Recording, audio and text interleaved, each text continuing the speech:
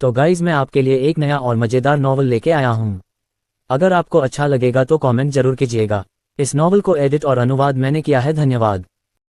शुरू करने से पहले बता दूं, यह एक काल्पनिक रचना है। इस पुस्तक में सभी नाम, पात्र, व्यवसाय, स्थान, घटनाएं और घटनाएं या तो लेखक की कल्पना की उपज है या काल्पनिक तरीके से इस्तेमाल की गई हैं। वास्तविक व्यक्तियों, जीवित या मृत, या वास्तविक घटनाओं से कोई भी समानता पूरी तरह से संयोग है। अध्याय 1। फिगारो सूत्र के अंतिम चरित्र की नकल करने के बाद आरव मेहरा ने सावधानीपूर्वक अपनी जादू की किताब बंद की और खाली खस्ताहाल पुस्तकालय से बाहर निकल गया। नेदरस्टॉर्म से आ रही एक गहरी दरार आसमान में फैल गई। रक्तलाल सूरज अपनी अंतिम चमक बिखेर रहा था, प्रकाश और गर्मी से भर गया था। क्रूर गर्म धूप ने शहर के हर कोने को नहलाया और भाप का कोहरा बनाते हुए वहां से जीवन के आखिरी टुकड़े भी ले लिए।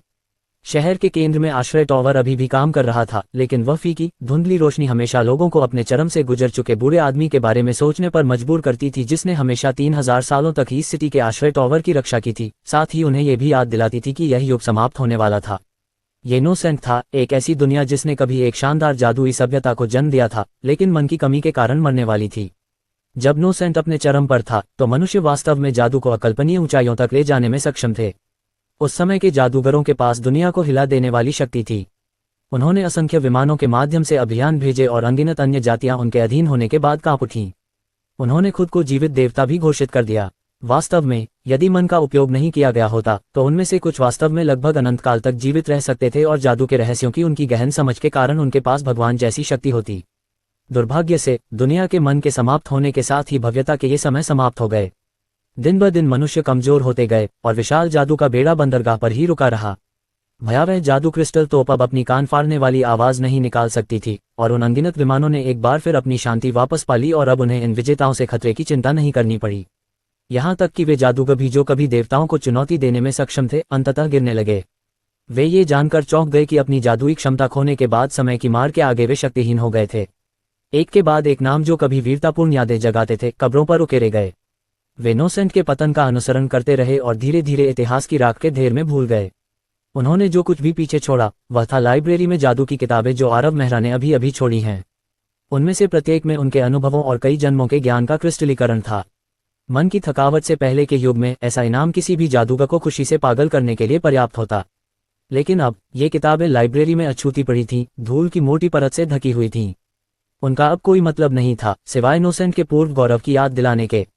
आरव मेहरा की नज़र में वे फिगारो फॉर्मूले जितनी भी उपयोगी नहीं थीं। कम से कम फिगारो फॉर्मूला ध्यान करते समय शून्य से थोड़ा मन निकालने की अनुमति दे सकता था। इस मनक्षीण दुनिया में शक्तिशाली मंत्र और व्यापक गहन ज्ञान वाली किताबें केवल अवकाश के समय पढ़ने के लिए सामग्री मानी जा सकती हैं। मैं कितना बदकिस्मत हूँ। 20 साल पहले नोसेंट में दिखाई देने के बाद से आरव मेहरा हमेशा अपने दुर्भाग्य पर विचार करता रहता था।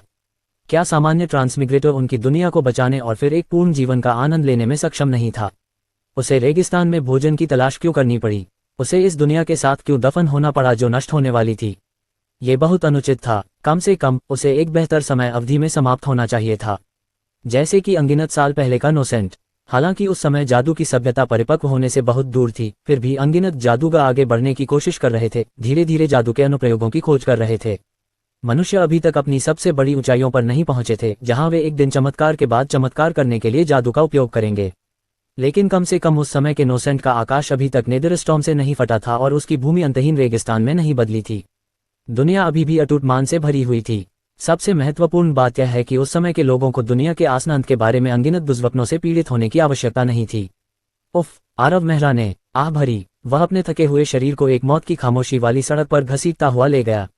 आसपास एक भी आवाज नहीं थी। ऐसा लग रहा था जैसे आरव मेहरा पूरी दुनिया में बचा हुआ आखिरी व्यक्ति हो। नोसेंट धीरे धीरे अपनी मौत की ओर बढ़ रहा था। जीवित रहने के लिए मानव जाति जिन प्राकृतिक संसाधनों पर निर्भर थी, वे हर दिन लगातार समाप्त होते जा रहे थे। हीस की मानव आबादी कम होती जा रही थी। इस दर पर वे शायद दुनिया के अंतिम क्षण तक भी नहीं टिक पाएंगे। ऐसा लग रहा था कि हीस इस खामोशी के नीचे एक सच्चे भूत शहर में बदल सकता है। इस निकट हाथ और हताश भविष्य ने आरव मेहरा को ठंड का एहसास कराया। ये सही नहीं है, ये वास्तव में थोड़ा ठंडा है। आरव मेहरा 20 वर्षों से हीस में रह रहा था और लंबे समय से क्रूर सूरज के साथ साथ शहर के बाहर चिलचिलाती रेगिस्तान का भी आदी था। ठंड का यह एहसास जो उसने पिछले 20 वर्षों से अनुभव नहीं किया था, उसे ऐसा लगा जैसे कोई सांप उसके कपड़ों में घुस गया हो, जिससे उसकी पीठ में झुनझुनी सी हो रही हो। आरव मेहरा के चेहरे पर डर की झलक दिखाई दी और उसने डर से पीला पड़ने से पहले आसमान की ओर देखने के लिए अपना सिर उठाया। हीस का आसमान बिल्कुल काला था और असीम अंधकार स्वर्ग और पृथ्वी के बीच के सभी प्रकाश को निगल रहा था। आश्रय टॉवर, जिसने कुछ सहस्राब्दियों तक हीस की रक्षा की थी, अंततः अपना मान समाप्त कर चुका था। उसकी की चमक के बुझने के साथ नोसेंट अपने अंत का स्वागत करने की कगार पर था। जैसे ही चमक बुझी, नेदरस्टॉर्म आसमान में छा गया। एक विशाल ज्वलंत उल्का आकाश से नीचे उड़ी। बेर से ऊर्जा ऊपर उठी, जो नाजुक जगह को पागलों की तरह चीर रही थी। हेज के बाहर से तूफानी हवाएं गुजरी, शांतिले रेत की लहरों में बदल गए, जो हेज की ओर बह रही थीं। धरती धंस रही थी, पूरी दुनिया जोर से हिल रही थी, क्योंकि ऊंची इमारतें गिर रही थीं। एक के बाद एक जिंदगियां खत्म हो रही थीं। मदद के लिए पुकार, प्रार्थनाएं, चीखें। हिस, जो सहस्राब्दियों से शांत था, अचानक बहुत शोरगुल वाला हो गया। शहर के हर कोने में खून और लपटें भर गईं। मानवता का आखिरी शहर आखिरकार अपने अंत तक पहुंच रहा था। आखिरकार यह आ ही गया। आरव मेहरा अपने घर के बाहर खड़े होकर स्थिति को देख रहे थे, स्तब्ध महसूस कर रहे थे। फिर असीम अंधकार ने सब कुछ निगल लिया। ... जब आरव मेहरा आखिरकार जागे तो उन्होंने देखा कि आसमान नीला हो गया था। आसमान में कोई बड़ी दरार नहीं थी और न ही खूनी दिखने वाला लाल सूरज था। बाहर कोई अंतहीन रेगिस्तान भी नहीं था। घने जंगल, अंतहीन पर्वत श्रृंखलाएं, उफनती नदियां। इस दुनिया में हर चीज असीम जीवन शक्ति से भरी हुई थी। स्वाभाविक रूप से हर जगह मन था। अनगिनत वर्षों बाद उस अंतिम युग की तुलना में इस युग का नवोदित व्यक्ति हर जगह प्रचुर मन से भरा एक शर्मनाक नवधनाढ्य था। यहाँ तक कि हवा भी मन की एक मजबूत आभा से लहराती हुई प्रतीत होती थी। अटूट मन, जिसे कोई भी जादूगर बिना सोचे समझे इस्तेमाल कर सकता था और खूब खर्च कर सकता था। आरव मेहरा, जो बंजरपन और क्षय के उस युग में 20 साल से अधिक समय तक रहा था, हमेशा मन का थोड़ा सा भी हिस्सा इकट्ठा करने के किसी भी संभावित तरीके के बारे में सोचता रहता था। के लिए यह वह स्वर्ग था जिसकी वह लालसा कर रहा था। लेकिन अब आरव मेहरा के पास ऐसे स्वर्ग में जागने पर खुश होने का समय नहीं था। उसे अभी अभी पता चला था कि वह एक अपरिचित शरीर में रह रहा था। उसके दिमाग में बची यादों से पता चलता है कि इस शरीर के असली मालिक का नाम राजीव मेहरा था और वह एक मेहनती 9वीं रैंक का जादू प्रशिक्षु था जो आर्कमेज सेथमैन के संरक्षण में आया था। उसके पिता लोकेश मेहरा एक कीमिया व्यवसाय संचालित करते थे। वह 1000 सल्फ सिटी के साथ महान कीमिया चैम्बर्स ऑफ कॉमर्स में से एक, फ्लैशिंग गोल्ड के प्रभारी थे। ये बहुत अच्छा लग रहा था, एक समृद्ध परिवार और एक आशाजनक भविष्य। दुर्भाग्य से ये पहले से ही अतीत की बात थी। राजीव मेहरा वास्तव में दुर्भाग्यशाली था। उसने अभी अभी 9वीं रैंक का जादू प्रशिक्षु बनने की दहलीज पार की थी, जिससे वह काला गाउन पहनने और वास्तव में एक सम्मानित जादूगर बनने से एक कदम दूर था। लेकिन उस समय उसके संपन्न पिता का एक्सीडेंट हो गया था। एक तूफान ने flashing gold chamber of commerce के बेड़े को निगल लिया, जिसमें लोकेश मेहरा भी शामिल थे। सैकड़ों लोग बच नहीं पाए और अमूल्य सामान समुद्र की तलहटी में डूब गया। यह एक वास्तविक आपदा थी और इसने पूरे 1000 सल्फ सिटी को चौंका दिया। इसमें स्वाभाविक रूप से flashing gold chamber of commerce के लेनदार भी शामिल थे। 1000 सल्फ सिटी के साथ चैम्बर ऑफ कॉमर्स में से एक, flashing gold chamber of commerce को उन लेनदारों ने रातों रात खाली कर दिया। इसके अलावा पीड़ितों के परिवार के सदस्य हर दिन मुआवजा मांगने आते थे। चैम्बर ऑफ कॉमर्स के बचे हुए कीमती सामान को घर ले जाते समय अपने रिश्तेदारों के लिए रोते थे। अपनी आय का स्रोत खोने के बाद राजीव मेहरा अपनी महंगी जादू की पढ़ाई जारी रखने में असमर्थ थे और उनके पास 1 महीने पहले ही जादूगर बनने के अपने रास्ते को छोटा करने और कर्ज से निपटने में मदद करने के लिए घर लौटने के अलावा कोई विकल्प नहीं था। उसका विशाल निवास स्थान अब पूरी तरह से खाली हो चुका था और चूहे भी वहां नहीं जाते थे। आखिरी नौकर 3 दिन पहले कुछ दर्जन सोने के सिक्के लेकर चुपके से निकल गया था, जो उसे मिल सकता था, और अब एक बूढ़े बटले के अलावा जो पुराने मालिक के प्रति अटूट वफादार था, सिर्फ आरव मेहरा ही बचा था। अच्छा, ठीक है, एक अनुबंध भी है। वह अनुबंध लॉक के छोटे पुरुष चचेरे भाई फारियो द्वारा भेजा गया था। परिवार के अनुसार वह राजीव का चाचा होगा। जब लोकेश अभी भी वहां था तो उसने उस छोटे चचेरे भाई की देखभाल की, उसे हर साल व्यवसाय के बहुत सारे शेयर दिए। बाद में उसने बहुत सारा पैसा खर्च किया और अपने संपर्कों का इस्तेमाल करके उसे सार्वजनिक सुरक्षा अधिकारी के रूप में सीट दिलवाई। यह एक बहुत ही आकर्षक नौकरी थी और हर साल उसके हाथ में हर तरह का पैसा आता था। इस बार भी ऐसा ही हुआ। समुद्र में जाने से पहले लोकेश ने अपने चचेरे भाई को एक अनुबंध दिया, जिसमें हमेशा की तरह मुनाफे में हिस्सा देने का वादा किया गया था। उसे कुछ भी खर्च करने की जरूरत नहीं थी और यात्रा समाप्त होने के बाद उसे बड़ी रकम मिल जाती। किसी ने नहीं सोचा था कि इस यात्रा में ऐसी अजीबोगरीब आपदा घटेगी, ठीक वैसे ही जैसे किसी ने नहीं सोचा था कि लोकेश के मरने के ठीक बाद उसका चचेरा भाई कॉन्ट्रैक्ट लेकर आएगा और वादे के मुताबिक पैसे मांगेगा। यही कॉन्ट्रैक्ट अब आरव मेहरा के सामने था। यह कोई बड़ी रकम नहीं थी, कुल 8000 सोने की रकम। जब लोकेश अभी भी जीवित था तो राजीव के जादू के प्रयोगों में से किसी एक में इससे ज्यादा पैसे खर्च हो सकते थे, लेकिन समस्या समय की थी। मौजूदा राजीव मेहरा के लिए इतनी बड़ी रकम देना निराशा पैदा करने के लिए काफी था। वह अपना पूरा शरीर बेचकर भी पैसे नहीं जुटा पाएगा, लेकिन ये भी काम नहीं करेगा क्योंकि मौजूदा फारियो पहले जैसा अच्छा नहीं था। जैसे जैसे पुनर्भुगतान की तारीख नजदीक आती गई, राजीव शारीरिक और मानसिक दोनों रूप से अधिक थकता गया और आखिरकार इसी दिन नाश्ता करने के बाद ही बेहोश हो गया। आरव मेहरा ही वह व्यक्ति था जो कुछ घंटों बाद अचानक जाग गया। वह आदमी कितना बदकिस्मत है। अपने दिमाग में बची यादों को पचाने के बाद आरव मेहरा के पास आहें भरने के अलावा कोई विकल्प नहीं था। ये राजीव मेहरा नाम का लड़का वाकई बदकिस्मत था। एक समृद्ध परिवार के युवा के लिए, जिसका भविष्य उज्ज्वल था, इस तरह की खाई में गिरना आसान नहीं था। लेकिन जल्द ही आरव मेहरा ने इन बातों को अपने दिमाग से निकाल दिया और अपना ध्यान अपने शरीर की स्थिति पर केंद्रित कर लिया। यही वह बात थी जिसकी आरव मेहरा को वाकई चिंता थी। नोसेंट की क्रमिक गिरावट के अंत में 20 साल तक जीवित रहने के कारण आरव मेहरा में मैना की प्यास लगभग चरम पर थी। अगर उसका मैना खत्म हो जाता तो उस समय का आरव मेहरा 1 घंटे भी जीवित नहीं रह पाता। भयंकर रेत के जानवर, लगातार उच्च तापमान, नश्वर विकिरण के साथ नेदरस्टॉर्म, ये सभी आरव मेहरा को आसानी से मार सकते थे। उस युग में आरव मेहरा के लिए जो कुछ भी उपयोगी था, वह शक्तिशाली परिवार या कोई आशाजनक भविष्य नहीं था, बल्कि उसके पास मौजूद मान पर उसका बढ़िया नियंत्रण था। आरव मेहरा को इस बात की परवाह नहीं थी कि उसका शरीर कितना शारीरिक रूप से कमजोर था या उस पर कितना कर्ज था। 9वीं रैंक का जादू प्रशिक्षु पर्याप्त मजबूत नहीं था। अगर राजीव एक महापुरुष होता तो 8,000 की बात तो दूर, कौन उससे 80,000 सोना वापस मांगने की हिम्मत करता। अगर वह उन्हें वापस देने के लिए तैयार भी होता तो भी उन्हें इसे स्वीकार करने के लिए पर्याप्त साहसी होना पड़ता। कुछ सावधानीपूर्वक निरीक्षण के बाद आरव मेहरा ने पाया कि राजीव मेहरा नामक ये युवक वास्तव में इतना बुरा नहीं था। हालांकि 9वीं रैंक के जादू प्रशिक्षु की स्थिति का उल्लेख करने लायक नहीं था, लेकिन उसकी नींव बहुत मजबूत थी और क्योंकि वह बहुत मेहनती था, उसके मान ने पहले ही मान भंवर सीमा बना ली थी। उसके अभी भी आगे बढ़ने का एकमात्र कारण उसके मान पर उसका अपर्याप्त नियंत्रण था। ये निश्चित रूप से बहुत सरल था। उन 20 वर्षों के दौरान आरव मेहरा हमेशा जितना संभव हो सके उतना अतिरिक्त मैना निकालने की कोशिश में केंद्रित रहे, हमेशा ये गणना करते रहे कि मैना के हर हिस्से का उपयोग उच्चतम दक्षता के स्तर तक कैसे किया जाए। 20 वर्षों में आरव मेहरा का मैना नियंत्रण एक अपमानजनक स्तर पर पहुंच गया था। सच कहूं तो ये सिर्फ आरव मेहरा के साथ नहीं था। उस मैना कमी वाले युग में हर जादूगर ऐसा ही था। वे नेदरस्टॉर्म के घातक विकिरण और तपते रेगिस्तानों में कुछ दिनों तक जीवित रह सकते थे, केवल शून्य से थोड़ा और मैना निकालने के लिए।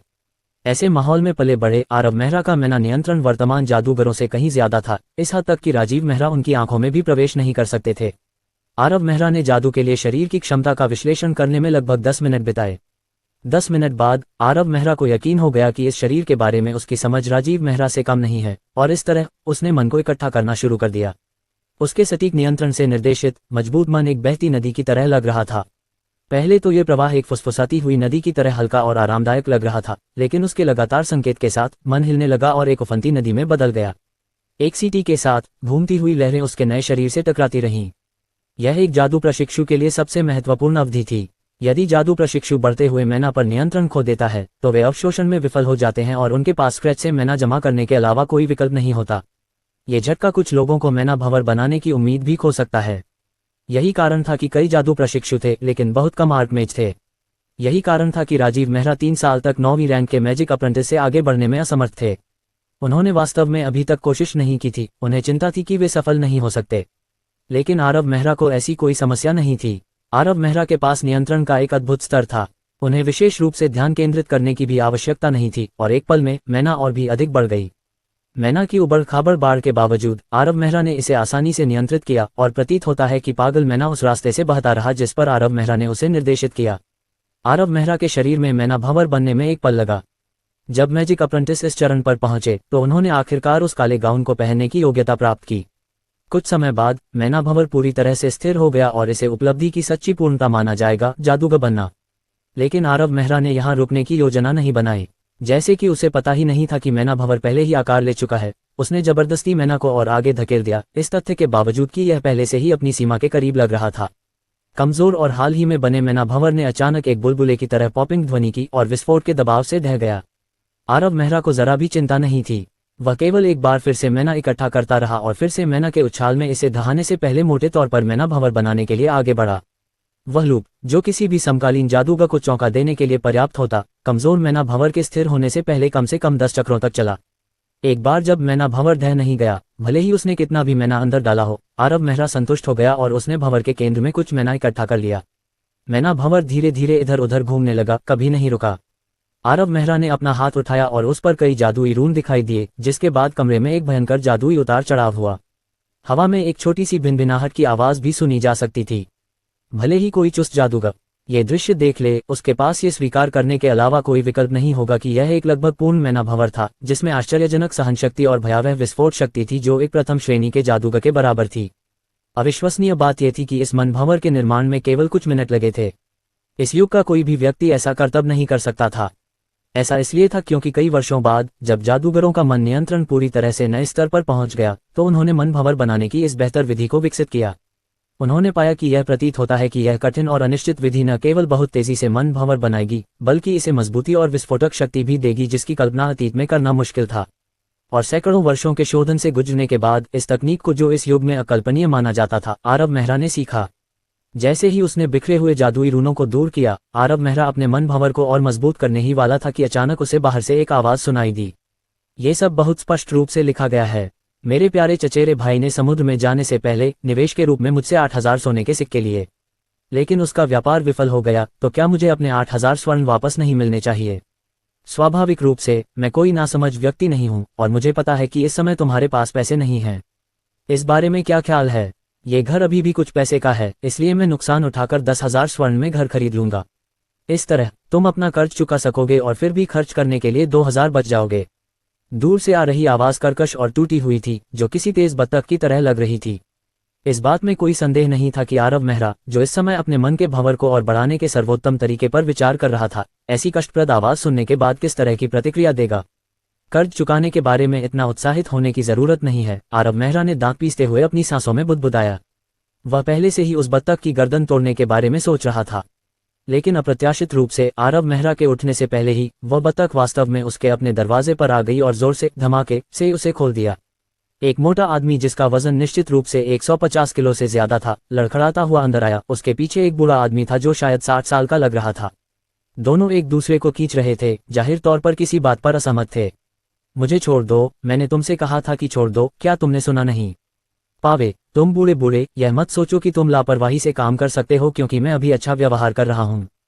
तुम्हें एक बात स्पष्ट होनी चाहिए, तुम सिर्फ एक बटला हो। यह ऐसा मामला नहीं है जिससे तुम निपट सको। फारियो, तुम्हें अच्छी तरह से पता होना चाहिए कि 8000 सोना क्या था। यह एक उपहार था जो मास्टर ने तुम्हें उदारता से दिया था, जो यात्रा के मुनाफे से आएगा। क्या तुमने एक तांबा भी डाला? अब जब मास्टर चले गए हैं तो तुम उनके द्वारा छोड़ी गई संपत्ति को अपने कब्जे में लेना चाहते हो। क्या तुम्हें कोई शर्म नहीं आती? बूढ़े आदमी ने फारियो की आस्तीन खींची और अत्यधिक परिश्रम के कारण, या शायद उसके बहुत गुस्से के कारण, उसका झुर्रियों वाला बूढ़ा चेहरा लाल हो गया था। उसने फारियो के चेहरे पर वार किया और घोषणा की, फारियो, जब तक मेरा ये बूढ़ा शरीर नहीं मर जाता, इस घर पर दावा करने की कोशिश मत करना। तुम बूढ़े बूढ़े, क्या ये कोई धमकी है? नौकरानी की बातें सुनकर मोटा आदमी अचानक क्रोधित हो गया। तुम्हें अपनी जगह समझनी चाहिए और मेरे सामने ऐसी हरकतें करना बंद कर देना चाहिए, नहीं तो मैं या मैं। फारियो ने अपनी धमकी आधी ही कही थी कि उसे रुकना पड़ा। वह थोड़ा भ्रमित महसूस कर रहा था, क्योंकि उसे एहसास हुआ कि उसके शब्दों को दोहराने वाला बूढ़ा बटल नहीं था, बल्कि उसका अपना भतीजा था, जिसके बारे में कुछ लोगों का मानना था कि वह जादूगर बनने की क्षमता रखता है। फारियो हमेशा से ही इस तरह की शेखी बघाड़ने से घृणा करता रहा था। वह बच्चा जादूगर कैसे बन सकता है, और वह भी पिछले कुछ सालों में उस पर बर्बाद किए गए सारे सोने का जिक्र किए बिना। और इतना सब होने के बाद भी क्या वह जादूगर बन पाया? अब इस पर विचार करने की भी जरूरत नहीं थी। अपने पिता लोकेश मेहरा की मृत्यु के बाद उस बच्चे ने उसे एक पत्र लिखकर समय सीमा कुछ दिन बढ़ाने की भीख भी मांगी थी। अगर उसके पास वाकई जादूगर बनने का कोई मौका होता तो क्या वह इतना आगे जाता? आज क्या हो रहा है? फारियो के घृणा से थूकने के बाद वह थोड़ा हैरान हुआ। वह अनुबंध को इधर उधर लहरा रहा था, लेकिन उस बच्चे ने जल्दी से इसके बारे में बात करना या विस्तार के लिए भीख मांगना शुरू नहीं किया। वह बस वहां बैठा था, बहुत लापरवाह लग रहा था, और वह उसे बहुत अजीब तरह से देख रहा था। वह नज़र किसी लेनदार को दी जाने वाली नज़र नहीं लग रही थी, बल्कि एक हास्यास्पद जोकर को देखते समय इस्तेमाल की जाने वाली नज़र लग रही थी। फारियो इस बच्चे को डराने के लिए कुछ क्रूर धमकियां देना चाहता था ताकि वह नीचे गिर जाए और एक बार फिर उससे भीख मांगने लगे, लेकिन किसी कारण से वह जो शब्द कहना चाहता था वह उसके गले में अटक गया।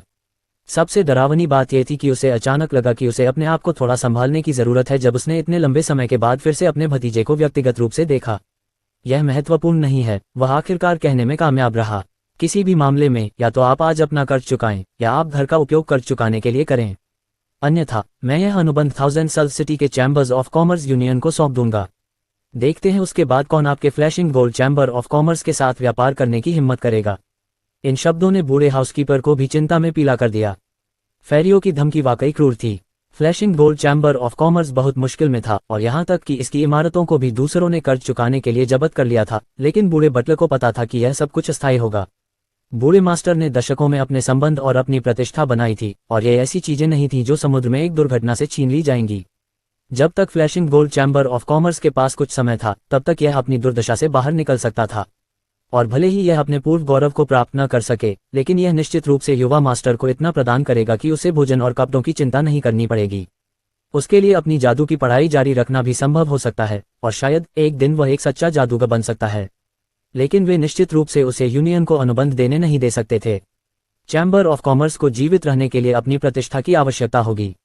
अगर यूनियन को इस पर कोई फैसला लेना भी पड़ा तो इससे उनकी प्रतिष्ठा पर नकारात्मक असर पड़ेगा, क्योंकि संदेह फैल जाएगा। बूढ़े बटलर का चेहरा सफेद पड़ गया और उसका दाहिना हाथ, जो फारियो की आस्तीन खींच रहा था, धीरे धीरे कांपने लगा। लेकिन अजीब बात यह है कि आरव मेहरा अभी भी शांत था, जैसे कि उसने फारियो की दुर्भावनापूर्ण धमकी नहीं सुनी हो। उसने बूढ़े बटलर से मजाक में कहा, मैंने तुमसे कहा था कि चाचा हमारे बारे में चिंतित थे। देखो, वह पहले से ही चिंतित है कि कोई भी हमारे साथ व्यापार नहीं करेगा। युवा मास्टर, आप मजाक कर रहे हैं, बूढ़े बटलर ने जोर देकर कहा। उसके चेहरे पर एक भद्दा भाव था। आरव मेहरा मुस्कुराया, लेकिन ज्यादा कुछ नहीं कहा। उसे इस बूढ़े बटलर के लिए कुछ सम्मान था। उनके चारों ओर flashing gold chamber of commerce के रहने के बावजूद बने रहना और राजीव मेहरा की रक्षा करने की पूरी कोशिश करना, वह पहले ही बटलर के रूप में अपने आवश्यक कर्तव्यों से बहुत आगे निकल चुका था। अच्छा बच्चे, पाखंडी मत बनो और उदासीन मत बनो। हमें अभी भी व्यापार के बारे में बात करनी है। भले ही फारियो की चमड़ी मोटी हो, लेकिन वह आरव मेहरा के व्यंग्यात्मक मजाक से क्रोधित होने से खुद को नहीं रोक पाया। तुमने पहले ही अनुबंध देख लिया है। तुम्हारे पिता ने मुझसे 8,000 सोना लिया है। मैं तुम्हें दो रास्ते बताता हूँ। एक तो अभी सीधे भुगतान करना है और दूसरा तुम्हारे घर का उपयोग भुगतान के रूप में करना है। मुझे अभी भी व्यापार संभालना है, इसलिए मेरा समय बर्बाद मत करो। आरव मेहरा ने कहा, घर निश्चित रूप से नहीं है। तुम्हारी कीमत बहुत उचित है। मुझे चिंता है कि तुम्हें नुकसान होगा। उस समय घर को लगभग 100,000 सोने में खरीदा गया था, इसलिए इसे खरीदने के लिए 8,000 का कर्ज लेना वास्तव में बहुत अधिक उचित था। आरव मेहरा के व्यंग्य को अनदेखा करते हुए फारियो की अभिव्यक्ति लगभग जानलेवा लग रही थी और उसने जोर देकर कहा, तो तुम सीधे सोना चुकाओगे?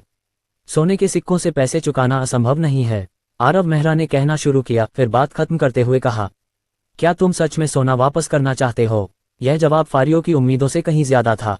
वह काफी हैरान और उलझन में था, क्योंकि थाउजेंड सल सिटी के सभी लोग जानते थे कि समुद्र में दुर्घटना के बाद flashing gold chamber of commerce पहले से ही घाटे में था। यहाँ तक कि लोकेश मेहरा द्वारा छोड़ा गया ये घर भी पीड़ितों के परिवार के सदस्यों द्वारा पूरी तरह से खाली कर दिया गया था और यहाँ एक भी चूहा नहीं दिखाई दिया। वे पैसे कैसे ला सकते थे? बिल्कुल नहीं, यह असंभव होगा। फारियो ने 2 बार खांसी, एक शांत चेहरा दिखाने की कोशिश करते हुए। यह अच्छी बात है, कर्ज चुकाना स्वाभाविक रूप से सबसे अच्छा है। कुल 8,000 है, जाओ इसे ले आओ। पैसे चुकाने में कोई समस्या नहीं है। लेकिन अंकल फारियो, मैं कुछ दिन पहले ही लौटा हूँ, तो क्या आप मुझे सब कुछ समझने के लिए कुछ समय दे सकते हैं? अन्यथा मुझे कैसे पता चलेगा कि कोई हमारे पैसे नहीं ठग रहा है? ओह सॉरी अंकल फारियो, मैं यह नहीं कहना चाह रहा था कि आप ठग हैं। क्या आप मेरा मजाक उड़ा रहे हैं? ये सुनकर फारियो के चेहरे पर बहुत ही बुरा भाव आ गया।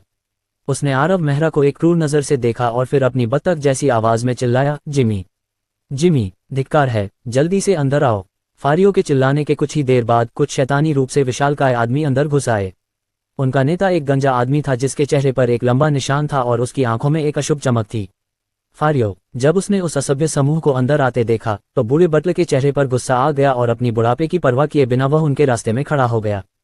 फारियो, तुम बहुत आगे बढ़ गए हो। मास्टर के समय में तुम्हारे साथ अच्छा व्यवहार किया जाता था, लेकिन सिर्फ 8,000 सोने के लिए तुमने वास्तव में ऐसे लोगों को काम पर रखा था। बूढ़ा बटलर थाउजेंड सल सिटी में दर्जनों सालों से रह रहा था, तो उसे कैसे नहीं पता था कि ये लोग कौन थे? वे सभी शातिर बदमाश थे, खास तौर पर जिमी। वह रेड स्कॉर्पियन नामक भूमिगत शक्ति से आया था और पिछले कुछ सालों से लोन शार्क के रूप में और दूसरों के लिए ताकत के रूप में काम कर रहा था। उसके हाथों 1 दर्जन से ज्यादा लोग मारे गए थे, जो उन लोगों के लिए उदाहरण थे जो भुगतान करने में विफल होने के बारे में सोचते थे। भाड़ में जाओ बूढ़े। जिमी ने फारियो द्वारा अत्यधिक शुल्क पर काम पर रखे जाने के बाद बूढ़े आदमी को कैसे अपनी नजरों में रख सकता था। दरवाजे में प्रवेश करने के बाद उसने बूढ़े बटलर को जमीन पर धकेल दिया। इसके बाद वह आराम से आरव मेहरा के पास गया और पूछा, तुम वह बच्चा हो, राजीव मेहरा? क्या ये दाहिना हाथ था? आरव मेहरा ने रहस्यमयी ढंग से पूछा। क्या मैं उस हाथ की बात कर रहा हूँ जिसका इस्तेमाल तुमने अभी बूढ़े बटलर को धक्का देने के लिए किया था? ये दाहिना हाथ था, है न? आरव मेहरा ने धैर्यपूर्वक समझाया। साले, बकवास कम करो। जिमी लोन शार्क के धंधे में था और उसने हर तरह के कर्जदार देखे थे। इतने सालों के काम के बाद जिमी को पहले से ही समझ में आ गया था कि कर्ज वसूली एक क्रूर और निर्दयी काम है। उसे हमेशा पीड़ित से सोना वापस लेने के लिए दबाव डालना पड़ता था। इस बार भी ऐसा ही होगा। शायद इसलिए कि वह आरव मेहरा के सवाल से एक पल के लिए विचलित हो गया था, लेकिन जिमी को लगा कि उसका चेहरा उतर गया है, इसलिए उसने अपने दाहिने हाथ से उस नवोदित युवक को थप्पड़ मारा।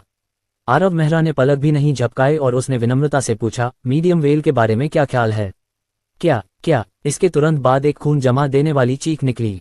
जले हुए मांस की घनी बदबू हवा में फैल गई और जल्द ही पूरा कमरा उस गंध से भर गया। सभी को आश्चर्य हुआ कि जिमी का दाहिना हाथ आग की लपटों में घिर गया था, जो कुछ ही पलों में जल गया। न ज्यादा पका न कम पका, एक बेहतरीन मध्यम कुआं। जिमी निश्चित रूप से अपनी स्थिति के लिए कमजोर नहीं था। रेड स्कॉर्पियन में अपने समय के दौरान उसने एक जादूगर से भी छुटकारा पाया था, अन्यथा वह 1000 सल्फ सिटी में एक सक्षम लोन शार्क के रूप में ऐसी प्रतिष्ठा प्राप्त करने में सक्षम नहीं होता, एक ऐसी जगह जहां ड्रैगन और सांप मिलते जुलते थे। ये वास्तव में दुर्भाग्यपूर्ण था कि वह आरव मेहरा से मिला, जिसने केवल 10 मिनट में अपना मैना भंवर बनाने में कामयाबी हासिल की थी, एक राक्षस जो पहले से ही एक अनुभवी जादूगर से मुकाबला करने में सक्षम था। हालांकि वह केवल प्रथम श्रेणी का जादूगर था, लेकिन वास्तविकता ये थी कि जिमी के 10 साल भी उसका सामना करने के लिए पर्याप्त नहीं थे। ये दसियों हजार वर्षों का अंतर था। यह ऐसा कुछ नहीं था जिसकी भरपाई उसके प्रयास कर सकें। आरव मेहरा ने बिना किसी मंत्र का प्रयोग किए तुरंत बर्निंग हैंड्स का प्रयोग किया और 1000 सल्फ सिटी के इस प्रसिद्ध बदमाश का ख्याल रखा। उस जलते हुए दाहिने हाथ को छोड़ने के बाद आरव मेहरा ने ऐसा अभिनय किया जैसे उसने उस शोकपूर्ण चीख को सुना ही न हो, और इसके बजाय वह फारियो की ओर देखने लगा। उसके चेहरे पर अभी भी उसकी शांत मुस्कान थी। फारियो वहीं जम गया, उसकी आंखें खाली थीं और उसका मुंह खुला हुआ था और उसका मोटा चेहरा अविश्वास से भर गया था। यह मेरी योजना से बहुत अलग है। क्या ये घटना जिमी के आने, बच्चे को थोड़ी देर पीटने और फिर बच्चे के हार मानने और ईमानदारी से दस्तावेज निकालने से शुरू नहीं होनी चाहिए थी? यह ऐसा कैसे हो सकता है? उसने जिमी पर इतना भरोसा किया था, लेकिन अब वह बदमाश लेट गया था और दर्द से कराहते हुए अपने जले हुए दाहिने हाथ को ढंक रहा था। इस बीच उसका भतीजा, जिसके बारे में उसने सोचा था कि वह दयनीय आंसू बहाते हुए दस्तावेज सौंप देगा, वहां लापरवाही से खड़ा था, अभी भी उस अजीब मुस्कान के साथ उसे देख रहा था। वह मुस्कान, रुको, वह बच्चा भी अभी जिमी को ऐसे ही मुस्कुराया था। जब यह विचार उसके दिमाग में आया तो फारियो कांप उठा और वह कुछ कदम पीछे हट गया। क्या तुम क्या करने की कोशिश कर रहे हो? तुम्हें पता होना चाहिए, मैं तुम्हारा चाचा हूं। अगर तुमने मुझे नुकसान पहुंचाने की हिम्मत की तो मैं... मजाक मत करो अंकल फारियो, मुझे तुम्हें नुकसान पहुंचाने का समय कैसे मिल सकता है? मैं बहुत व्यस्त हूं। आरव मेहरा फारियो के पास से गुजरा और बूढ़े बटले की मदद की और एक बार उसकी जांच की। ये पुष्टि करने के बाद कि उसके शरीर पर सिर्फ कुछ खरोंचे हैं, उसने पीछे मुड़कर फारियो से कहा, 3 दिन में आकर अपना पैसा ले जाना। फारियो को लगा जैसे उसे जिंदगी का दूसरा मौका मिल गया हो। वह लड़खड़ाता हुआ दरवाजे की ओर बढ़ा, फिर भी जैसे ही वह दहलीज पर पहुंचा, उसने कुछ हिम्मत जुटाई और कुछ विदाई शब्द कहने के लिए पीछे मुड़ना नहीं भूला। अच्छा, तो तुम वाकई बड़े हो गए हो और तुम अपने अंकल को भी अपनी नजरों में नहीं रखते। मैं 3 दिन में पैसे लेने आऊंगा और देखूंगा कि तुम मुझे वापस कर देते हो या नहीं। 4 फारियो के मोटे सिलहूट को दूर भागते हुए देखने के बाद आरव मेहरा ने पीछे मुड़कर जिमी के 2 गुंडों को देखा। अभी भी नहीं जा रहे हो? क्या तुम मेरा इंतजार कर रहे हो कि मैं तुम्हें रात के खाने के लिए बुलाऊं? आरव मेहरा के शब्दों से दोनों गूंगे गुंडे अपनी स्तब्धता से बाहर आ गए। हम अपने रास्ते पर हैं, चलो। जब दोनों गुंडे जिमी को ले गए तो बड़े घर में एक बार फिर शांति आ गई और आरव मेहरा बूढ़े बटलर को एक कुर्सी पर ले गए। उसकी बांह पर चोट के निशान लपेटे गए थे। वे ज्यादा बाधा नहीं थे, लेकिन वह अभी भी भौहें सिकुड़ते हुए बुदबुदा रहा था। युवा मास्टर, 8000 सोना। निश्चिंत रहो, मैं इससे निपट सकता हूं, आरव मेहरा ने लापरवाही से जवाब दिया। उसने वाकई सिर्फ 8000 सोने के कर्ज को गंभीरता से नहीं लिया। इसके पीछे कारण यह नहीं था कि दुनिया के अंत के करीब मुद्रा की अवधारणा का उपयोग बंद हो गया था। वास्तव में आरव मेहरा को किसी और से ज्यादा पैसे की प्यास थी। वह बहुत पहले ही उस दुनिया से ऊब चुका था जहां लोग थोड़े से ताजे पानी के लिए मौत से भी लड़ सकते थे। अब उसकी स्थिति बहुत बेहतर थी। जब तक वह पर्याप्त रूप से अमीर था, वह अपनी जरूरत की कोई भी चीज खरीद सकता था। लेकिन 8000 वास्तव में बहुत ज्यादा नहीं थे, कम से कम उस व्यक्ति के लिए जो इस युग के जादूगरों से कहीं आगे था। 8000 सोने के सिक्के चुकाने से उसे कोई परेशानी नहीं होगी, क्योंकि उसके पास 3 दिनों के भीतर इतने सिक्के पाने के कई तरीके थे। ये देखते हुए कि वह दुनिया के अंत से बाल बाल बच गया था, फिर एक अपरिचित शरीर में समाप्त हो गया और अंत में कुछ ही क्षणों बाद फारियो और जिमी से उसका सामना हुआ। इतना सब होने के बाद उसका दिमाग गड़बड़ा गया था, तो उसके पास अभी भी केवल 8000 सोने के सिक्कों के बारे में सोचने का समय कैसे था। लेकिन भले ही उसे इसकी परवाह न हो, इसका मतलब यह नहीं था कि उसका बटलर इसकी परवाह नहीं करेगा। अपने युवा मालिक के बेफिक्र चेहरे को देखकर बूढ़े बटलर ने जल्दी से चेतावनी दी, युवा मालिक, हम इस समय ये राशि वास्तव में प्राप्त नहीं कर सकते। नुकसान की भरपाई के लिए हमने पहले ही अपनी सारी संपत्ति बेच दी है और मृतक के परिवार के सदस्यों को मुआवजा दे दिया है। हमारे पास वास्तव में कोई पैसा नहीं है। मुझे अभी याद आया कि जब मेरे पिता जीवित थे तो उन्होंने मेरे नाम से एक कीमिया कार्यशाला खोली थी, है ना? आरव मेहरा ने राजीव मेहरा की यादों को खंगाला और ये तथ्य काफी दिलचस्प पाया। लेकिन यद्यपि कार्यशाला उनके नाम पर थी, लेकिन इसे आमतौर पर लोकेश मलिन के लोग संचालित करते थे। उनके पिता ने केवल एक ही काम किया था कि उनके लिए जादुई सामग्री और अभिकर्मकों को खरीदना आसान बना दिया था। वह कीमिया कार्यशाला अभी भी वहां है, लेकिन समुद्र में दुर्घटना के बाद तीनों कीमियागर चले गए। मैं उन्हें दोष नहीं देता। Flashing gold chamber of commerce की वर्तमान स्थिति के साथ उन्हें खुद के बारे में भी सोचना होगा, बूढ़े बटलर ने अपना सिर हिलाते हुए समझाया। कीमिया कार्यशाला का सबसे महत्वपूर्ण हिस्सा इसके कीमियागर थे। लोकेश मेहराज ने उन 3 कीमियागरों को लाने के लिए बहुत बड़ी रकम खर्च की, जो अन्य चैम्बर ऑफ कॉमर्स से 1000 सल सिटी के शिखर पर थे। अगर वे रुक जाते तो वे flashing gold chamber of commerce को अपने दम पर फिर से उभरने नहीं दे पाते, लेकिन मौजूदा संकट से निपटने में कोई समस्या नहीं होती। आखिरकार यह एक बेहद आकर्षक व्यवसाय था और इससे आसानी से 8000 से ज्यादा सोना मिल सकता था। दुर्भाग्य से तीनों कीमियागर चले गए और अगर गोदाम में अभी भी सामग्री बची भी होगी तो वे केवल सस्ते सामान होंगे। एक कीमियागर की कुछ कच्चे माल को सोने या अन्य चीजों में बदलने की क्षमता के बिना उन सभी को बेचना निश्चित रूप से ऋण चुकाने के लिए पर्याप्त नहीं होगा। वैसे भी आइए एक नजर डालते हैं। युवा मास्टर देखना चाहते हैं। बूढ़ा बटलर कुछ देर के लिए स्तब्ध रह गया, उसे कुछ अजीब सा महसूस हो रहा था। जब से उसका युवा मास्टर बेहोशी की हालत से जागा है, तब से वह कुछ अलग ही लग रहा था। पिछला राजीव मेहरा उस बेचारे फारियों के सामने कभी इतने बोल्ड शब्द नहीं बोल पाता। और वहां जिमी था। दाहिना हाथ जलने के बाद उसके चीखने चिल्लाने और रोने का दयनीय दृश्य बटलर को भी डरा देता था। उसके युवा मास्टर ने न तो भौहें सिकुड़ी और न ही झिझके और थक का हाथ भूनते समय बिल्कुल शांत रहे। ऐसा लग रहा था जैसे वह कुछ दिन पहले बेचैनी से आहें भर रहे युवा मास्टर से बिल्कुल अलग व्यक्ति बन गया हो। युवा मास्टर वाकई मुश्किलों का सामना करके बड़ा हुआ है। दुर्भाग्य से मास्टर इसे कभी नहीं देख पाएगा। जब दोनों बात कर रहे थे तो दरवाजे के दूसरी तरफ से कदमों की आहट सुनाई दे रही थी। यह मेहमान एक युवा था जो लगभग 20 साल का लग रहा था और बहुत लंबा नहीं था। उसने एक काला गाउन पहना हुआ था जिसके कफ पर एक वाइवरन की कढ़ाई की गई थी। यह ओकलैंड का मानक गाउन था, जो राज्य के पूर्वी हिस्से में सबसे अच्छा जादू स्कूल था। यह निश्चित रूप से ओकलैंड जादू स्कूल का छात्र था और वह पहले से ही एक जादूगर बन चुका होगा, क्योंकि केवल एक जादूगर ही काला गाउन पहनने के योग्य होता है। वह युवा जादूगर बिना किसी अनुमति के जल्दी से अंदर चला गया। बूढ़े पावे की धूल भरी पट्टी पर एक नजर डालने के बाद वह अचानक क्रोधित हो गया। राजीव मेहरा, देखो तुमने क्या किया। मेरे पिता ने तुम्हारे मलिन परिवार के लिए 30 से अधिक वर्षों तक काम किया है और अब भी उन्हें तुम्हारी गंदगी से निपटने में तुम्हारी मदद करनी है। क्या मलिन परिवार का यही मूल्य है? मेरे पिता को इस तरह नुकसान पहुंचाने में तुम्हें कोई शर्म नहीं आ रही है? रेमंड, चुप रहो। बूढ़े बटलर ने अपने बेटे को जोर से डांटा और अपने युवा मालिक के बचाव में ये बताना चाहा कि क्या हुआ था, लेकिन समस्या ये थी कि रेमंड का स्वभाव बहुत गुस्सैल था। अपने पिता को इस तरह से चोट पहुंचाते हुए वह कैसे स्पष्टीकरण सुन सकता था? उसके पिता ने 30 से अधिक वर्षों तक मलिन के लिए काम किया था। उन्होंने हमेशा बिना किसी शिकायत के अथक परिश्रम किया था और पूरी तरह से वफादार रहे थे। हालांकि अब flashing gold chamber of commerce डूब रहा था, फिर भी वह जिद्दी होकर उस युवा मालिक की देखभाल करता रहा। और इसका नतीजा क्या हुआ? समुद्र में दुर्घटना की खबर फैलने के बाद रेमंड बहुत चिंतित हो गया था। उसे डर था कि उसके पिता को यहाँ क्या सामना करना पड़ सकता है, क्योंकि लोग पैसे मांगने आ रहे थे। इसलिए उसने फॉलन स्टार लेक साइड से 1000 सल सिटी की यात्रा करने से पहले 10 दिन की छुट्टी के लिए आवेदन करने का एक तरीका निकाला। और रास्ते में उसे पता चला कि लोकेश मलिन के छोटे चचेरे भाई फारियो ने जिमी को काम पर रखा था और उसे कर्ज वसूलने के लिए लाया था। रेमंड बचपन में 1000 सल सिटी में बड़ा हुआ था। वह कैसे नहीं जान सकता था कि जिमी कौन था? वह मलिन परिवार के घर की ओर भागा। उसका दिल चिंता से जल रहा था और जैसे ही वह अंदर गया उसने अपने पिता की उपस्थिति देखी। उसे जो गुस्सा महसूस हुआ वह स्वाभाविक रूप से आरव मेहरा की ओर मुड़ गया। सच कहूं तो रेमंड हमेशा माफा को नीची नजर से देखता था। इस युवा गुरु के पास एक अमीर और शक्तिशाली पिता था और जादू की दुनिया में कदम रखने के बाद उसे हमेशा सबसे अच्छी परिस्थितियां दी गई थीं, यहाँ तक कि उसे एक महापुरुष द्वारा मार्गदर्शन प्राप्त करने का मौका भी मिला था। जब उसे प्रयोगों के लिए सामग्री की आवश्यकता होती थी तो उसके पिता उसे बस एक कीमिया की दुकान उपहार में दे देते थे। हर साल वह कम से कम 1 लाख सोना खर्च कर देता था। लेकिन इन बेहतर परिस्थितियों का आनंद लेने के बावजूद वह हमेशा एक जादूगर बनने के दरवाजे पर ही अटका रहता था। इतने सालों के बाद, इतना पैसा खर्च करने के बाद भी वह अभी भी एकमात्र 9वीं रैंक का जादू प्रशिक्षु था। रेमंड को हमेशा से लगता था कि अगर उसे ये सुविधाएं दी गई होती तो वह पहले से ही बहुत अधिक उपलब्धियां हासिल कर चुका होता। बाद में रेमंड सफलतापूर्वक एक जादूगर बन गया और उस राजीव मेहरा को देखने के लिए वापस आया, लेकिन अब कोई ईर्ष्या या जलन नहीं थी। चूंकि वह एक जादूगर था, इसलिए वह एकमात्र जादू प्रशिक्षु से ईर्ष्या या जलन नहीं कर सकता था, क्योंकि दोनों 2 अलग अलग दुनिया से थे और ऐसा लग रहा था कि वे एक दूसरे से नहीं मिलेंगे। जैसा कि स्कूल के उन प्रोफेसरों ने कहा था, एक सदाबहार जादू प्रशिक्षु जैसा हीन अस्तित्व एक जादूगर की नज़र में भी नहीं आ सकता। युवा मास्टर, मुझे सच में खेद है, इस छोटे से बदमाश ने बिना कुछ जाने आप पर चिल्लाया। बस रुको, मैं उसे डांटूंगा और आपसे माफी मांगूंगा। इससे कोई फर्क नहीं पड़ता, रेमंड अभी भी छोटा है, इसलिए उसका उतावला होना बिल्कुल सामान्य है। बूढ़े बटलर से कुछ शब्द कहने के बाद आरव मेहरा दरवाजे की ओर बढ़ गया।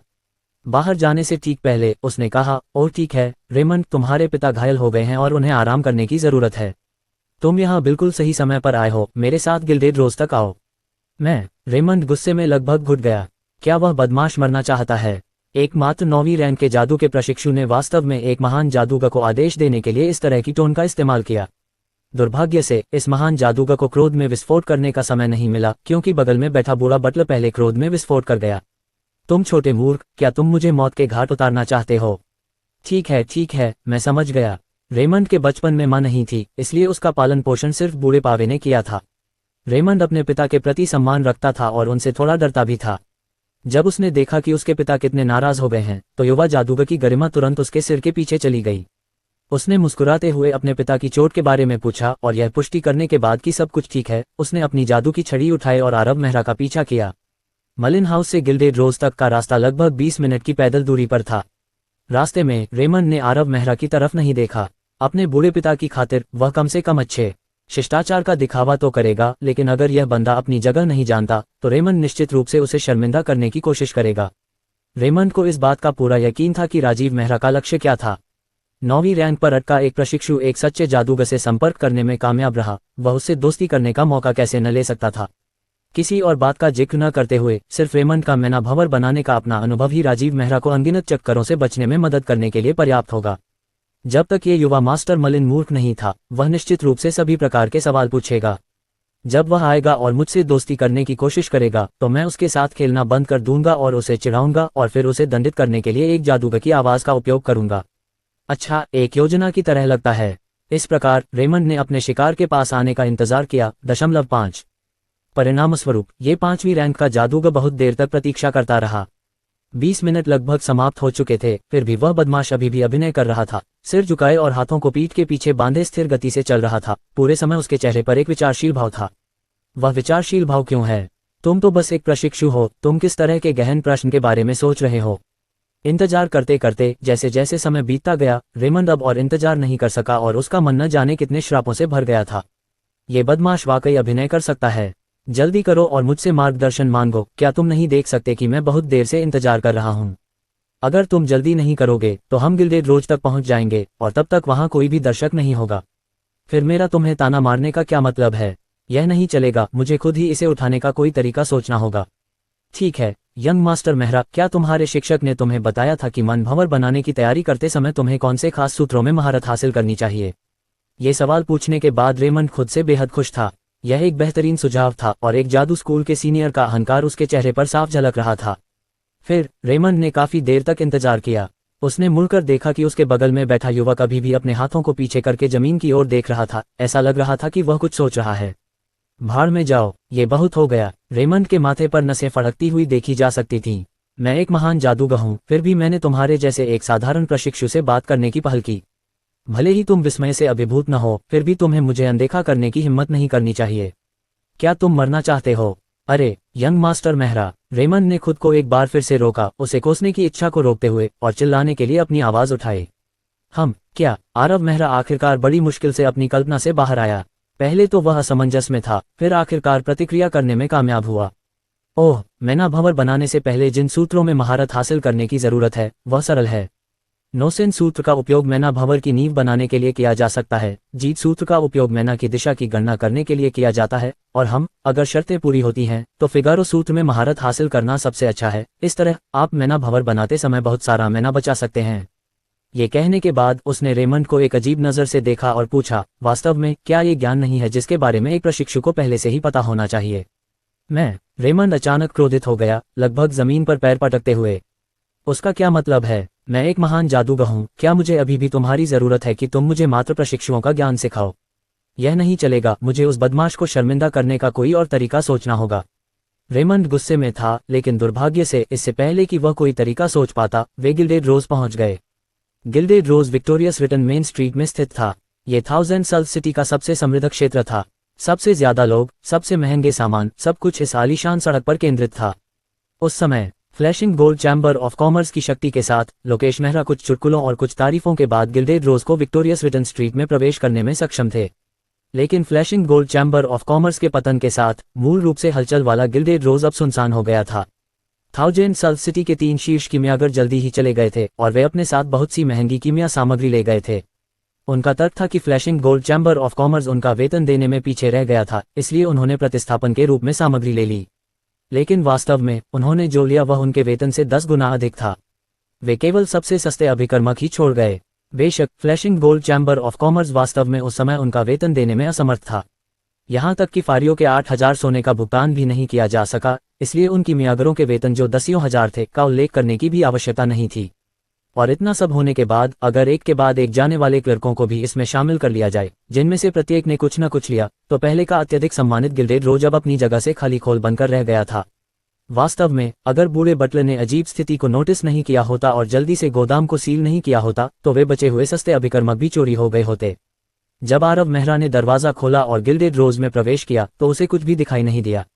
पहले की चमचमाती अलमारियां अब पूरी तरह से खाली थीं और हवा में धूल भरी हुई थी जिसमें फफूंद की गंध थी। ये बहुत ज्यादा है, रेमंड ने प्रवेश करने के बाद आह भरी। उसके चेहरे पर दया की एक झलक दिखाई दी, लेकिन वह पहले से ही अंदर से खुश था। निराशा, सदमा उस समय के बारे में सोच रहे हैं जब आप एक अमीर युवा मालिक थे जिन्हें भोजन और कपड़ों की चिंता नहीं करनी पड़ती थी। उस पहले के आकर्षक गिल्डेड रोज के बारे में सोच रहे हैं। मेरे साथ मजाक मत करो। Flashing gold chamber of commerce पहले ही ढह चुका है, गिल्डेड रोज पहले ही मुरझा चुका है और आप सिर्फ एक 9वीं रैंक के मैजिक अप्रेंटिस हैं जो सालों से वहां अटके हुए हैं। इससे ज्यादा कुछ नहीं। रेमंड तैयार था, उस बदमाश के चेहरे पर निराशा दिखने के लिए तैयार था ताकि वह उसका मजाक उड़ा सके। लेकिन लंबे समय तक इंतजार करने के बाद रेमंड अब और इंतजार नहीं कर सका। उसे एहसास हुआ कि कुछ गड़बड़ है। उस असहनीय दुष्ट के प्रवेश करने के बाद उसने बिल्कुल भी प्रतिक्रिया नहीं की। वह न तो स्तब्ध था और न ही आशा खो रहा था। यहाँ तक कि उसकी खुद की अतिशयोक्तिपूर्ण आह और सिर हिलाने से भी कोई प्रतिक्रिया नहीं हुई थी।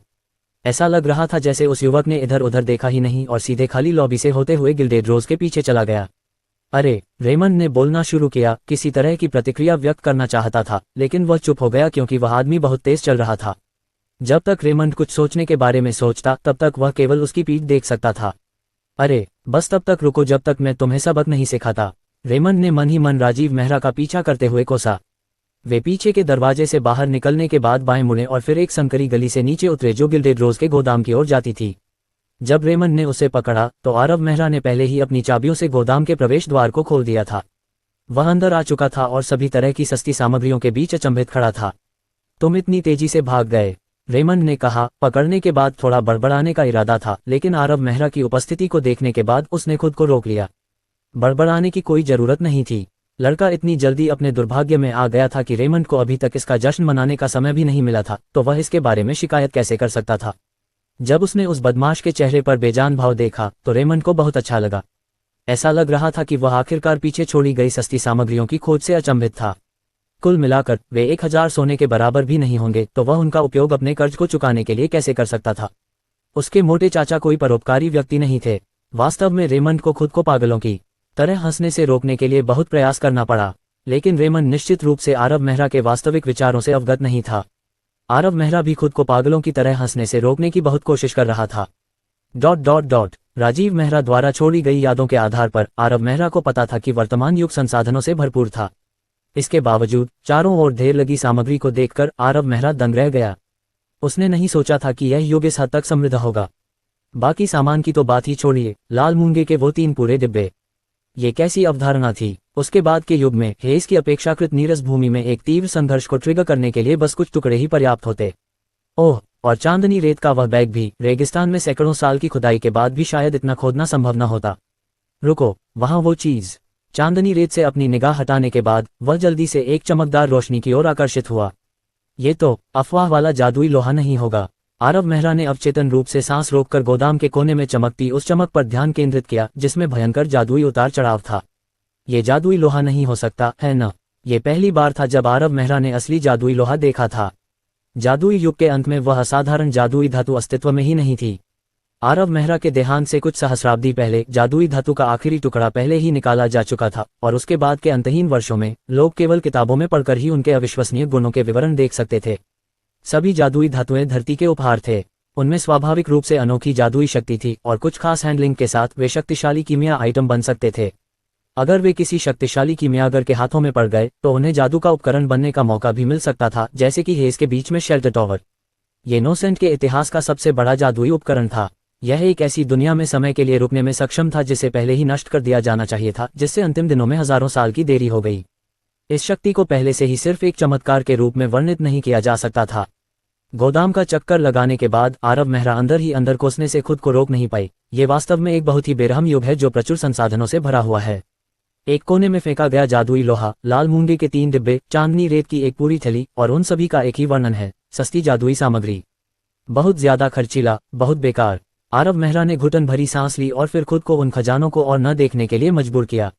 वह एक भूखे आदमी की तरह था जिसने अभी अभी स्वादिष्ट भोजन से भरी एक मेज देखी थी। ये तथ्य कि वह चिल्ला नहीं रहा था और सामग्री पर झपट नहीं रहा था पहले से ही आत्मसंयम का एक अविश्वसनीय प्रदर्शन माना जा सकता था, लेकिन आरव मेहरा का आत्मसंयम भी उसे अचंभित होने से नहीं रोक सका। इसके बाद आरव मेहरा आखिरकार होश में आया और आगे बढ़ गया।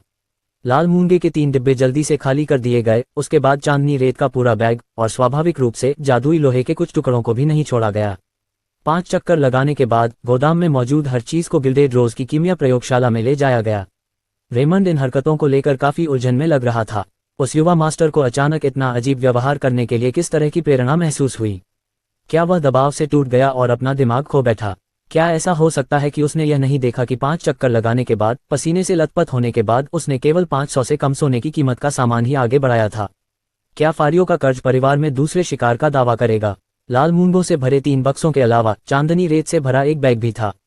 लेकिन ये सभी चीजें नोसेंट में सबसे आम जादुई सामग्री थीं। एक बड़ा ढेर खरीदने के लिए बस कुछ सिक्के फेंकने की जरूरत थी। जादुई लोहे के उन टुकड़ों की कीमत अभी भी थोड़ी थी, लेकिन समस्या ये थी कि वहां कोई कीमियागर नहीं था। उसके पास सिर्फ खुद था। क्या उसने इसे जादुई रूप से बदलने के लिए अपने दांतों का उपयोग करने की योजना बनाई थी? वह खत्म हो गया। उसने सचमुच अपना दिमाग खो दिया। रेमंड को सिरदर्द हो गया। उसे परवाह नहीं थी कि उस बदमाश को तकलीफ हो, लेकिन क्या उसे अपने आसपास के लोगों को भी शामिल करना था? दशकों तक परिवार के लिए काम करने वाले बूढ़े व्यक्ति ने उस असहनीय मूर्ख को अपने बेटे की तरह माना। अगर उसे पता चला कि रेमंड के आने के कुछ समय बाद ही इस घमंडी बदमाश ने अपना दिमाग खो दिया है, तो रेमंड के लिए निश्चित रूप से बुरे दिन आने वाले थे।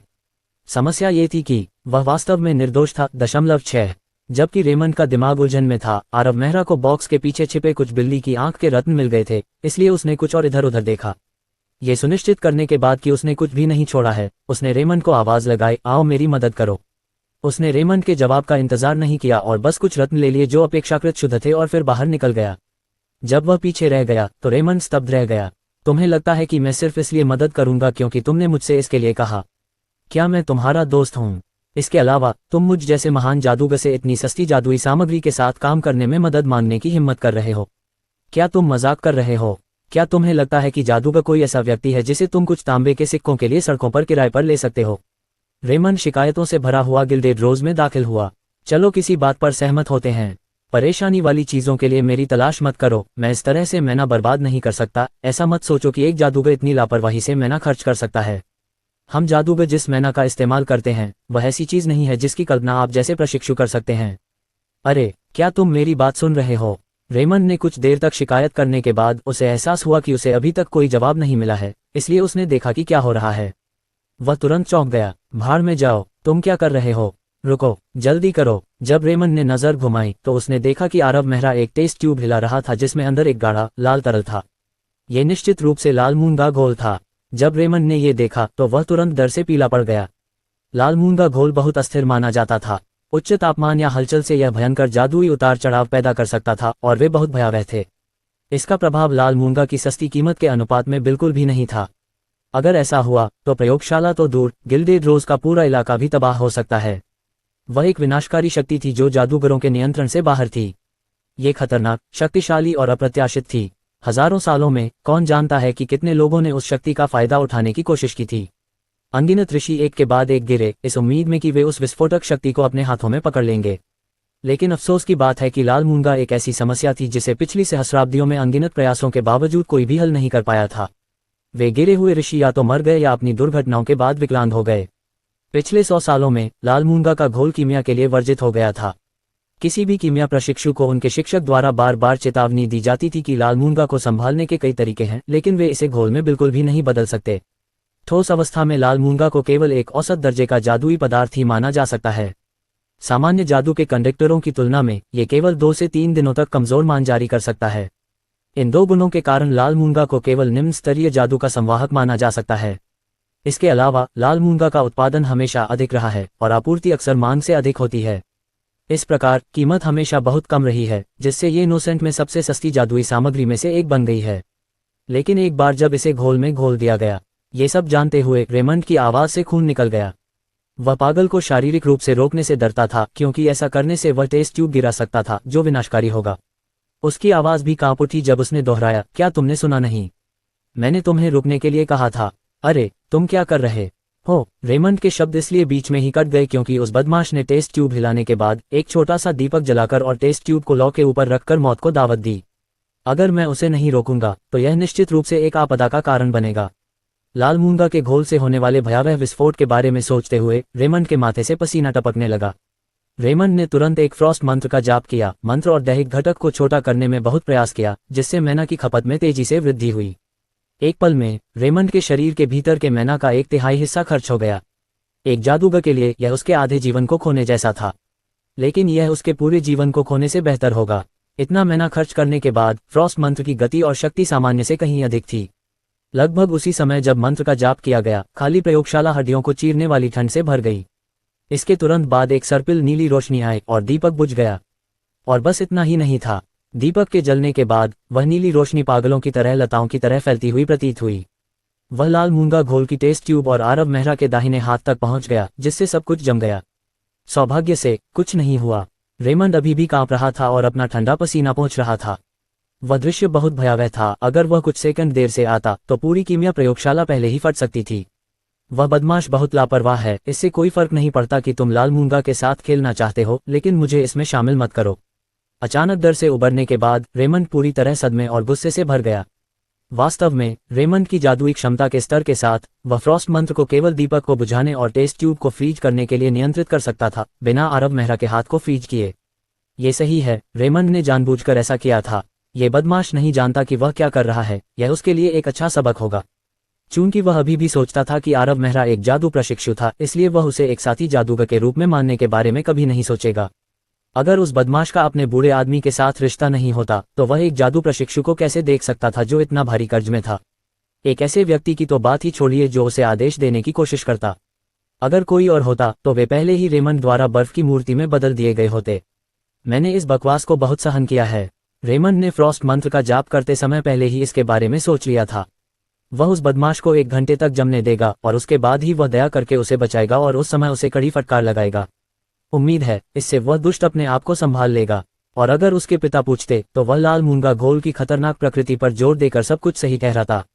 आखिरकार वह झूठ नहीं बोल रहा था। लाल मूंगा घोल वाकई इतना खतरनाक था।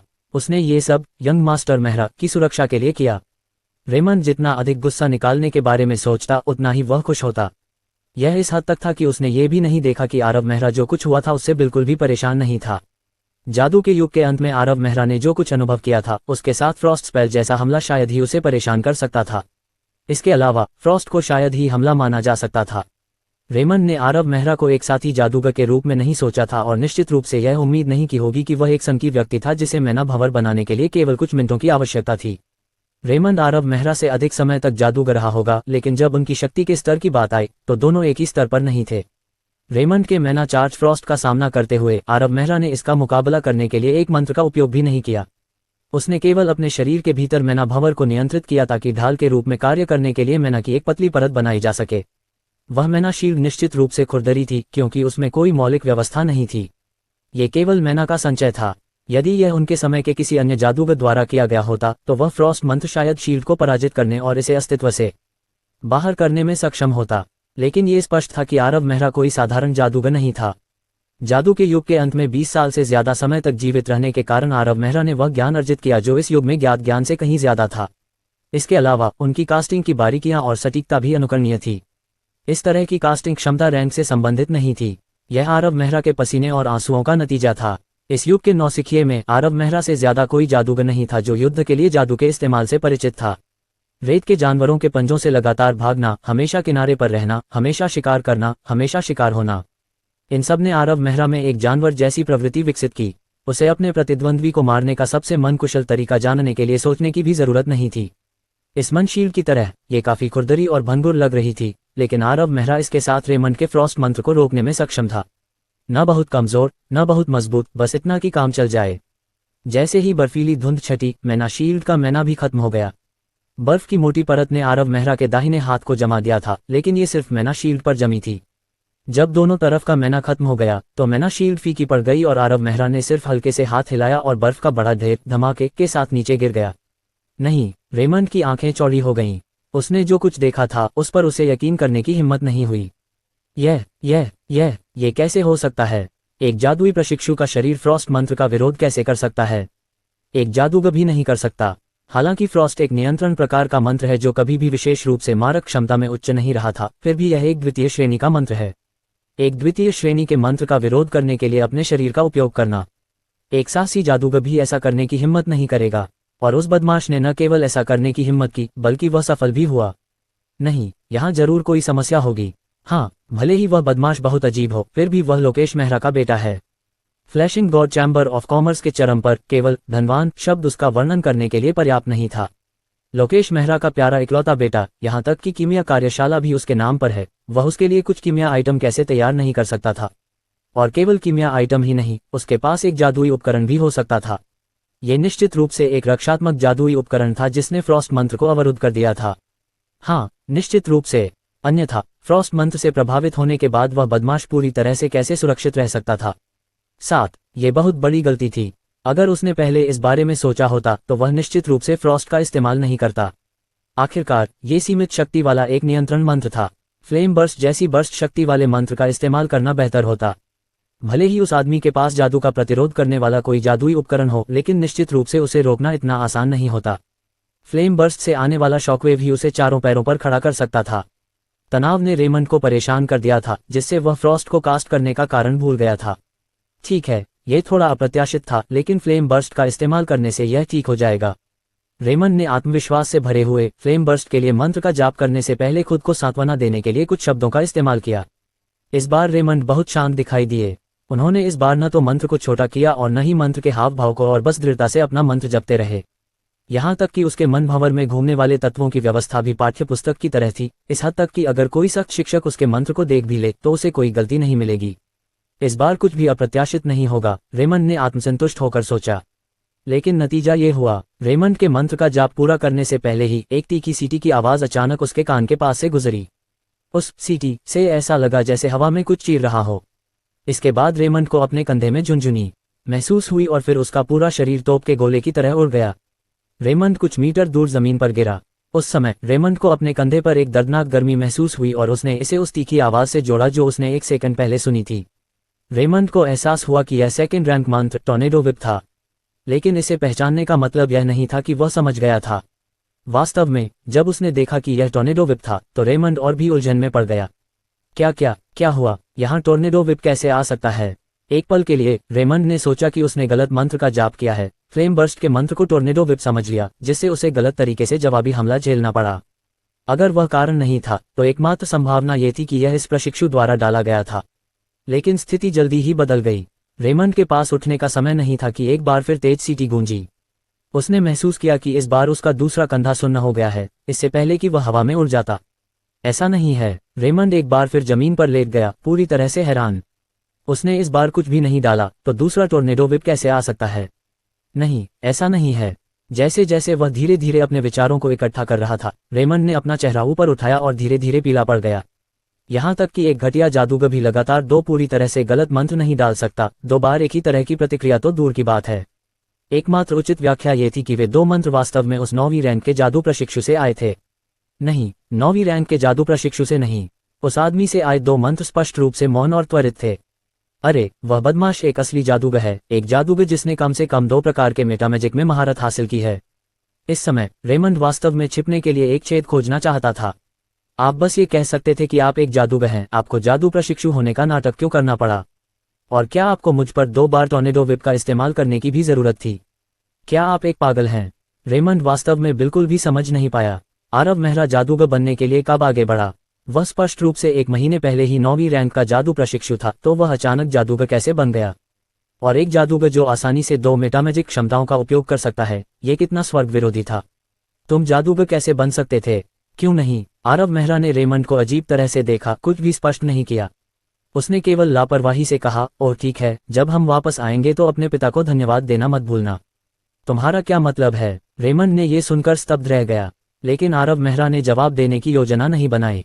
वास्तव में, अगर आरव मेहरा उस बूढ़े व्यक्ति के बारे में नहीं सोचते जो सम्मान के योग्य था, तो रेमंड उस क्षण ही लाश में बदल गया होता जब उसने वह फ्रॉस्ट मंत्र डाला था। जादू के युग के अंत में 20 वर्षों तक उसने जो सतर्कता विकसित की थी, उसके साथ वह रेमंड को अपना छोटा मंत्र कैसे डालने दे सकता था जिसमें अभी भी मंत्र इशारों की आवश्यकता थी। जिस क्षण मन में उतार चढ़ाव दिखाई दिया, आरव मेहरा ने तुरंत अपने हाथ में एक हिमलम मंत्र बना लिया था। यदि सब कुछ वैसा ही हुआ जैसा उसने भविष्यवाणी की थी, तो जैसे ही फ्रॉस्ट मंत्र जारी किया गया और मैना भंवर सिकुड़ गया, आरव मेहरा अपना हिमलम फेंकेगा और उससे रेमंड के सिर को छेद देगा। ये वैसा ही था जैसा आरव मेहरा ने कहा था। रेमंड को वास्तव में अपने बूढ़े पिता का शुक्रिया अदा करना चाहिए। जैसे ही आइसिकल कास्ट होने वाला था, आरव मेहरा को अचानक एहसास हुआ कि यह वह कुत्ते खाओ कुत्ते का युग नहीं था जिसमें वह इतने लंबे समय से रह रहा था। दूसरे पक्ष का हमला उसे मारने के उद्देश्य से नहीं था। इसके अलावा उस युवा जादूगर के पिता एक योग्य व्यक्ति थे। इस प्रकार आरव मेहरा ने आइसिकल मंत्र को रोक दिया और फ्रॉस्ट को रोकने के लिए एक खुरदरी मैना शील्ड का इस्तेमाल किया। ओह ठीक है, आओ मेरी मदद करो। ये वही आज्ञाकारी स्वर था, लेकिन इस बार रेमंड ने उसकी बातों की अवहेलना करने की हिम्मत नहीं की। एक जादूगर को मना करना एक अच्छा विचार नहीं था जो 2 टॉर्नेडो व्हिप को आसानी से कास्ट कर सकता था। अगर वे लड़े तो रेमंड निश्चित रूप से वह होगा जिसे नुकसान उठाना पड़ेगा। इस प्रकार रेमंड के पास इसे रखने के अलावा कोई विकल्प नहीं था। मुझे क्या करना होगा? उन पर जादू करो। आरव मेहरा एक हाथ से परिष्कृत करने में व्यस्त था और दूसरे हाथ से कुछ कांच की बोतलों की ओर इशारा कर रहा था। जादू करना कीमिया में सबसे आसान काम था। रेमंड जैसे जादूगर के लिए यह बिल्कुल भी मुश्किल नहीं था। वास्तव में हर जादूगर ने कुछ हद तक कीमिया का अध्ययन किया था, कुछ ने दूसरों से ज्यादा। कई उच्च श्रेणी के जादूगर थे जो शीर्ष कीमियागर थे। कीमिया के जन्म के बाद से यह अनगिनत तरीकों से जादू से जुड़ा हुआ था। वे एक दूसरे के पूरक थे। अगर कोई जादू की दुनिया में दूर तक चलना चाहता है तो कीमिया की मदद के बिना यह असंभव होगा। कीमिया उपकरण शक्ति में प्रत्यक्ष सुधार ला सकते हैं। परिष्कृत औषधियां जरूरत के समय ताकत को फिर से भर सकती हैं। कीमिया के माध्यम से बनाई गई कठपुतलियों के और भी बड़े रणनीतिक उपयोग थे।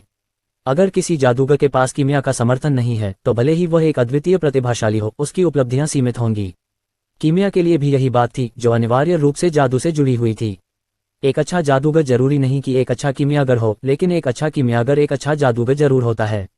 यह थोड़ा अजीब लग सकता है, लेकिन यह एक सर्वविदित तथ्य था। कुछ जटिल कीमिया के सूत्रों को जादू की गहरी और व्यापक समझ की आवश्यकता होती है। कुछ लोग कीमिया में कुछ उपलब्धियां हासिल करने के लिए प्रतिभा और कड़ी मेहनत पर भरोसा कर सकते हैं, लेकिन केवल एक जादूगर ही गहराई से शोध कर सकता है। जादू के पर्याप्त ज्ञान के बिना कोई भी उन जटिल कीमिया के सूत्रों को समझने में सक्षम नहीं होगा। मेटामैजिक के साथ पर्याप्त कौशल के बिना कोई भी अपना खुद का जादू उपकरण बनाने में सक्षम नहीं होगा। कीमिया में रेमंड की उपलब्धियों को बहुत अधिक नहीं माना जा सकता था और वह अभी भी अपना खुद का जादू उपकरण बनाने में सक्षम होने से बहुत दूर था, लेकिन कुछ कांच की बोतलों को मंत्रमुग्ध करने में कोई समस्या नहीं थी। रेमंड ने कुशलता और सहजता से बोतल को मंत्रमुग्ध करना शुरू कर दिया, जबकि अभी भी आश्चर्य कर रहा था कि यह बदमाश जादूगर कैसे बन गया। वह गंध क्या है? जबकि रेमंड अपने विचारों में खोया हुआ था, एक बहुत ही तीखी गंध ने उसके नथुनों पर हमला किया। रेमंड ने पहले झुंझलाहट के साथ भौहें सिकुड़ी और फिर अचानक पीला पड़ गया। रेमंड को एहसास हुआ कि उसके बगल में कीमिया टेबल पर बैठे व्यक्ति ने उस टेस्ट ट्यूब में एक फ्लेम रॉक डाल दिया था। शिट! रेमंड ने अपनी सांस रोक ली। अगर किसी फ्लेम रॉक को जादुई शक्ति से उत्तेजित किया जाए तो वह तुरंत उच्च तापमान पर पहुंच जाएगा। उस चीज को लाल मूंगा के घोल में फेंकना आतिशबाजी के ढेर पर आग फेंकने जैसा था। बर्बाद! ये बदमाश इस बार हमें वाकई मार डालेगा। जैसे ही फ्लेम रॉक टेस्ट ट्यूब में गिरा, एक लाल रोशनी फूट पड़ी और रेमंड को अपने स्थान से पहले से ही उच्च तापमान महसूस हो रहा था। रेमंड कोसना चाहता था, लेकिन बहुत देर हो चुकी थी। उच्च तापमान के कारण लाल मूंगा का घोल पहले से ही नियंत्रण से बाहर हो चुका था। लाल रोशनी के बढ़ने के साथ ही पागल मन तबाही मचा रहा था। पूरी प्रयोगशाला खूनी लाल रंग की रोशनी में रंग गई। लाल बुलबुले का एक उछाल टेस्ट ट्यूब से बाहर निकलने की कोशिश कर रहा था। भयानक मन उतार चढ़ाव को महसूस करते हुए रेमंड ने अपनी आंखें बंद कर लीं, अपने भाग्य को स्वीकार कर लिया। हम बर्बाद हो गए हैं। 8 शांत कीमिया प्रयोगशाला इतनी शांत थी कि समय मानो रुक गया था और केवल टेस्ट ट्यूब में बुलबुले की आवाज़ सुनी जा सकती थी। रेमंड पीछे हट गया और बहुत देर तक अपने अंतिम क्षणों के आने का इंतजार करता रहा। लेकिन बहुत देर तक इंतजार करने के बाद उसने अचानक एक आवाज़ सुनी। तुम क्या कर रहे हो? जब रेमंड, जो अपनी आंखें बंद करके अपनी मौत का इंतजार कर रहा था, ने यह आवाज़ सुनी तो उसे शुरू में लगा कि यह सिर्फ उसकी कल्पना है।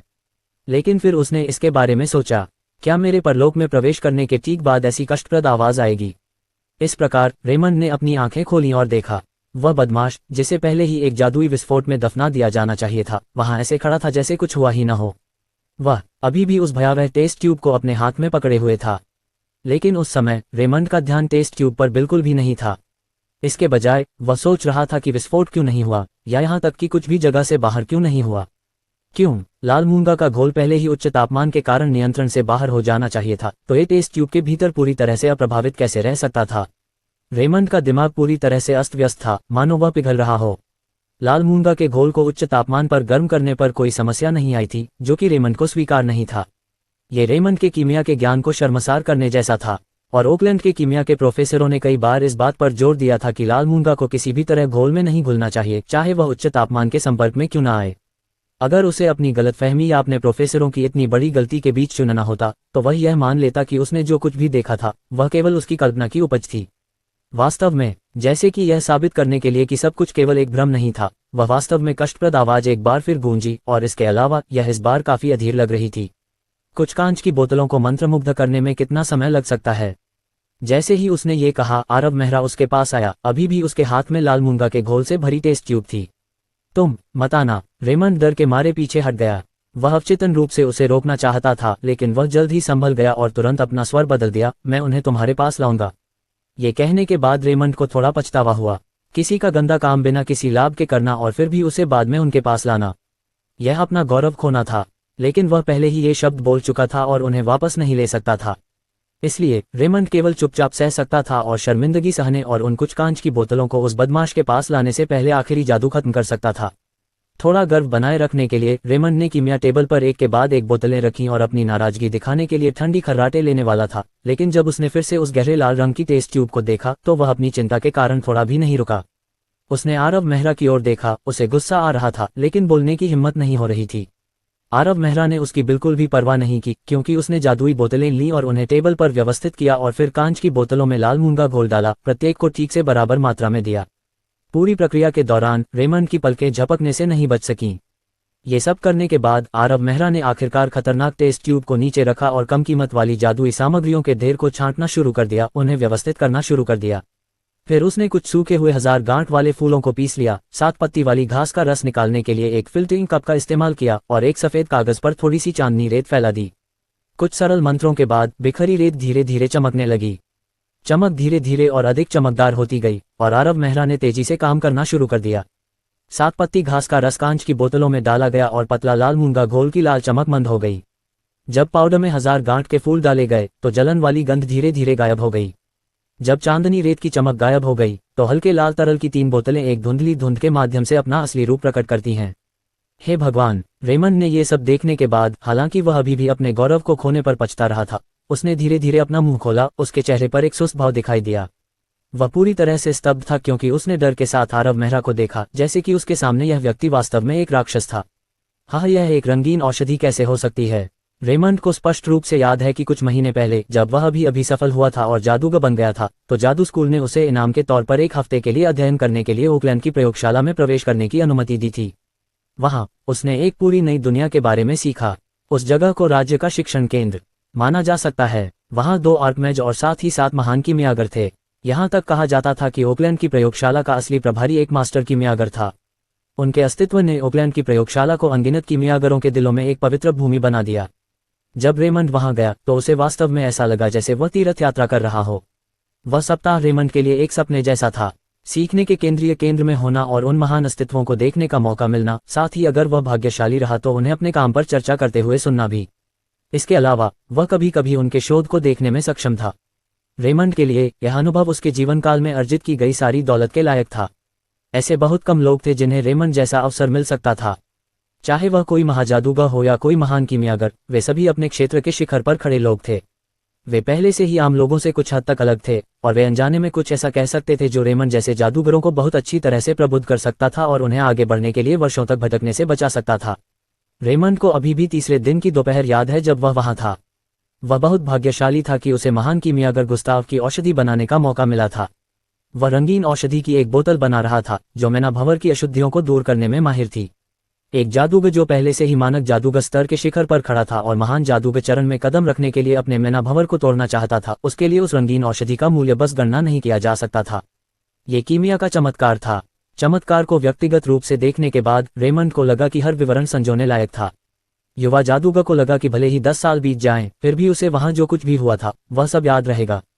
और 10 साल भी नहीं बीते थे, इसलिए रेमंड की वर्तमान समझ और भी स्पष्ट थी।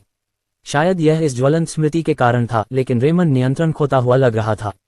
कीमिया की मेज पर रखी 3 बोतलों के बारे में, चाहे वह उनसे निकलने वाली गंध हो या उनके जादू के उतार चढ़ाव, ये सब बिल्कुल उस रंगीन औषधि के समान ही था।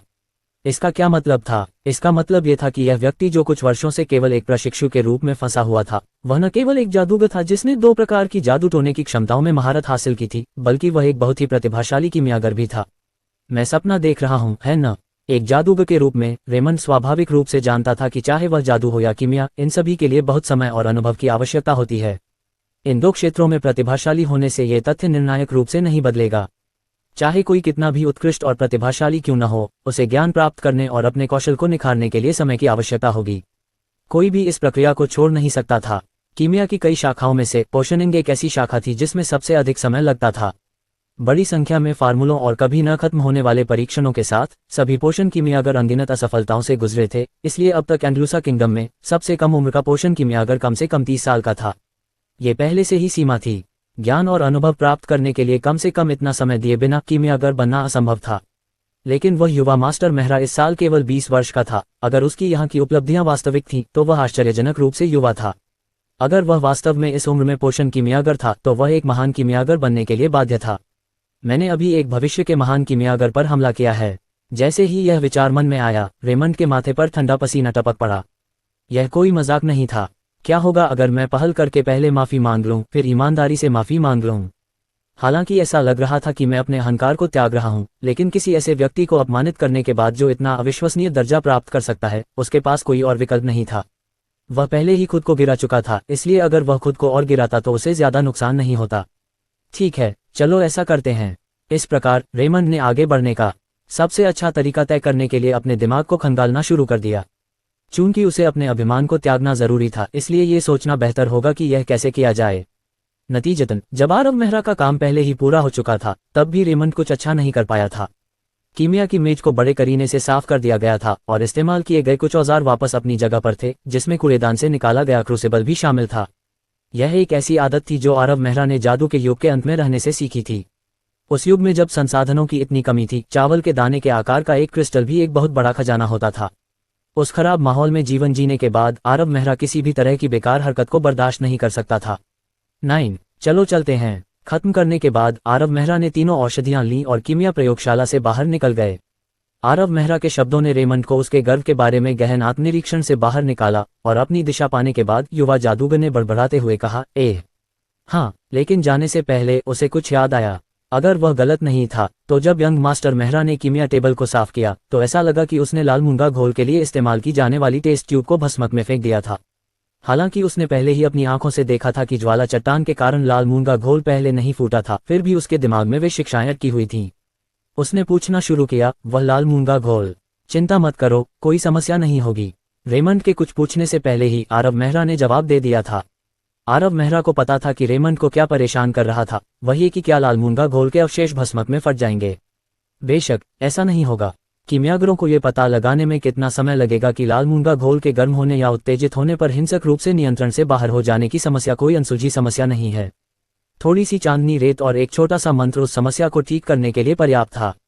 जब वह समय आया तो खोज ने कीमिया सिखाने के तरीके को बदल दिया। बहुत सारी नई तकनीकें सामने आईं और अनगिनत कीमियागर लाल मूंगा घोल का अध्ययन करने में गहराई से डूब गए।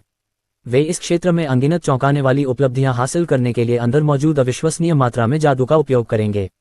और इनमें से आरव मेहरा की जेब में 3 स्पेक्ट्रम पोशन थे। ये सही है, ये रंगीन पोशन नहीं थे, ये स्पेक्ट्रम पोशन थे। स्वाभाविक रूप से रेमंड अपने आकलन में पूरी तरह से गलत नहीं था। स्पेक्ट्रम पोशन की खुशबू और जादू के उतार चढ़ाव रंगीन पोशन के समान ही थे और यहाँ तक कि प्रभाव भी पूरी तरह से अलग नहीं थे। हालांकि भले ही वे समान थे लेकिन वे पूरी तरह से समान नहीं थे। आखिरकार लाल मूंगा समाधान का जोड़ा प्रभाव एक गेम चेंजर था। रंगीन पोशन का एकमात्र उपयोग मैना भंवर को शुद्ध करना था। इसके लिए लाल मूंगा समाधान जैसे मैना से भरे खतरनाक पदार्थ का उपयोग करने की कोई आवश्यकता नहीं थी।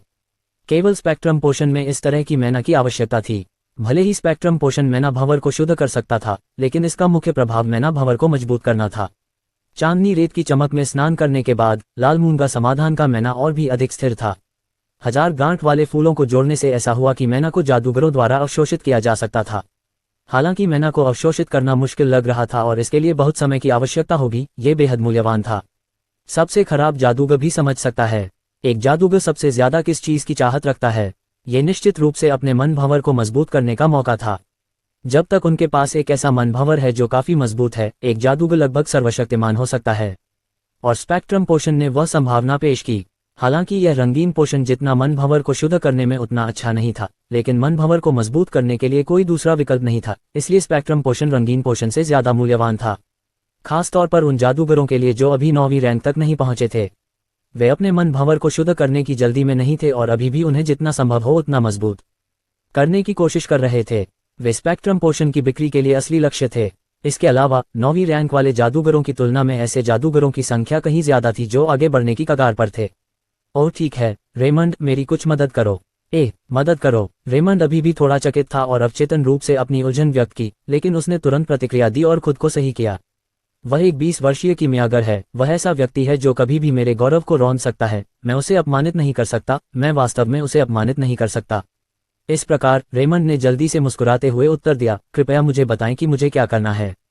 दुर्भाग्य से आरव मेहरा ने इस तथ्य पर ध्यान नहीं दिया कि रेमंड पहली बार उसे इतनी विनम्रता से संबोधित कर रहा था। उसने केवल अपनी जेब से 3 औषधियां निकाली और कहा, मुझे ये औषधियां पहुंचाने में मदद करें। ये बोतल विक्टोरियस रिटन मेन स्ट्रीट के नीलामी घर के लिए है। उन्हें बताएं कि मुझे इसे 3 दिनों के भीतर बेचना है और उन्हें कीमत तय करने दें। ये औषधि जादूगर गिल्ड के लिए है। मुझे उच्चतम विशेषाधिकारों के साथ एक पुस्तकालय पास की आवश्यकता है। शेष औषधि के लिए जैसा आप चाहें वैसा करें। ठीक है। नीलामी घर, जादूगर गिल्ड, मैं जैसा मैं चाहूँ। हाँ, जैसा तुम चाहो तुम तय कर सकते हो। अगर तुम इसे पीना चाहते हो या देना चाहते हो तो जैसा तुम चाहो करो। स्पेक्ट्रम पोशन पकड़े हुए हाथ अचानक कांप उठा और उसने लगभग पोशन गिरा दिया। ये स्पेक्ट्रम पोशन है। मैना वर्लपूल को शुद्ध करने के अलावा यह मैना वर्लपूल को मजबूत भी कर सकता है। मुझे लगता है कि आपको 5वीं रैंक का जादूगर होना चाहिए, इसलिए इसे पीना आपके लिए बहुत फायदेमंद होना चाहिए। क्या ये बहुत कीमती नहीं है? रेमंड ने उम्मीद नहीं की थी कि पोशन की आखिरी बोतल वास्तव में उसे दी जाएगी। ये पता चला कि यह वह रंगीन पोशन नहीं था जैसा उसने सोचा था, लेकिन इसके प्रभावों का वर्णन सुनकर ही वह बता सकता था कि यह पोशन खजानों में एक खजाना था। मैना वर्लपूल को एक ही समय में शुद्ध और मजबूत करना, इन दोनों प्रभावों में से कोई भी एक ऐसी चीज थी जिसकी हर जादूगर को चाहत थी, फिर भी इसने एक ही समय में दोनों काम किए। ये देखते हुए कि रेमंड अभी अभी इस बारे में सोच रहा था कि उसे आरव मेहरा का पक्ष कैसे लेना चाहिए, ये थोड़ा ज्यादा था। उसने शुरू में सोचा था कि चूंकि उसने भविष्य के महान कीमियागर पर हमला किया था, भले ही वह मर न जाए, फिर भी वह एक अनिश्चित स्थिति में होगा। वह पहले से ही यह पता लगाने की कोशिश कर रहा था कि इस मुद्दे को कैसे हल किया जाए। फिर भी अंत में गिल्डेड रोज छोड़ने के बाद एक पाए आसमान से गिरी, जिससे रेमंड भ्रमित और स्तब्ध महसूस कर रहा था। लंबे समय के बाद भी उसे अभी भी नहीं पता था कि क्या करना है।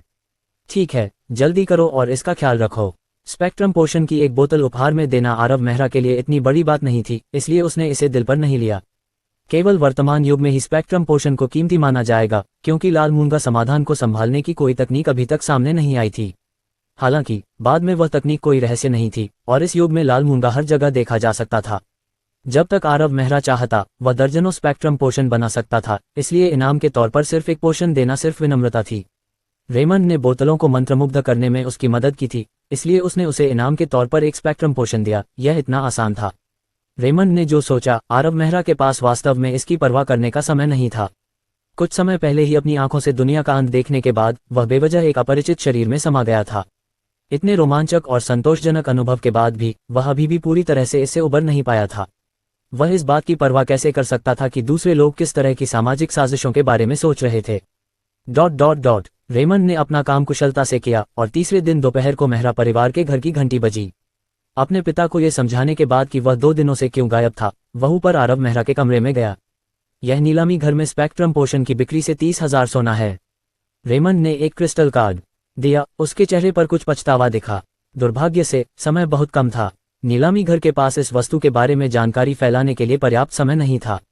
ये केवल 1000 सल सिटी के जादूगरों के कानों तक ही पहुंच सकता था, इसलिए अंत में एक 8वीं रैंक के जादूगर ने इसे खरीद लिया। नीलामी कर्मचारियों ने कहा कि अगर उनके पास कुछ और दिन होते तो वे निश्चित रूप से इस स्पेक्ट्रम पोशन को कम से कम 50,000 सोने में बेच सकते थे। 30,000 काफी है। आरव मेहरा ने अपना सिर हिलाया। चाहे 30,000 हो या 50,000, उसकी नज़र में दोनों एक ही थे। वास्तव में आरव मेहरा को पैसों की जरूरत थी, लेकिन सिर्फ 10,000 वास्तव में बहुत कम थे।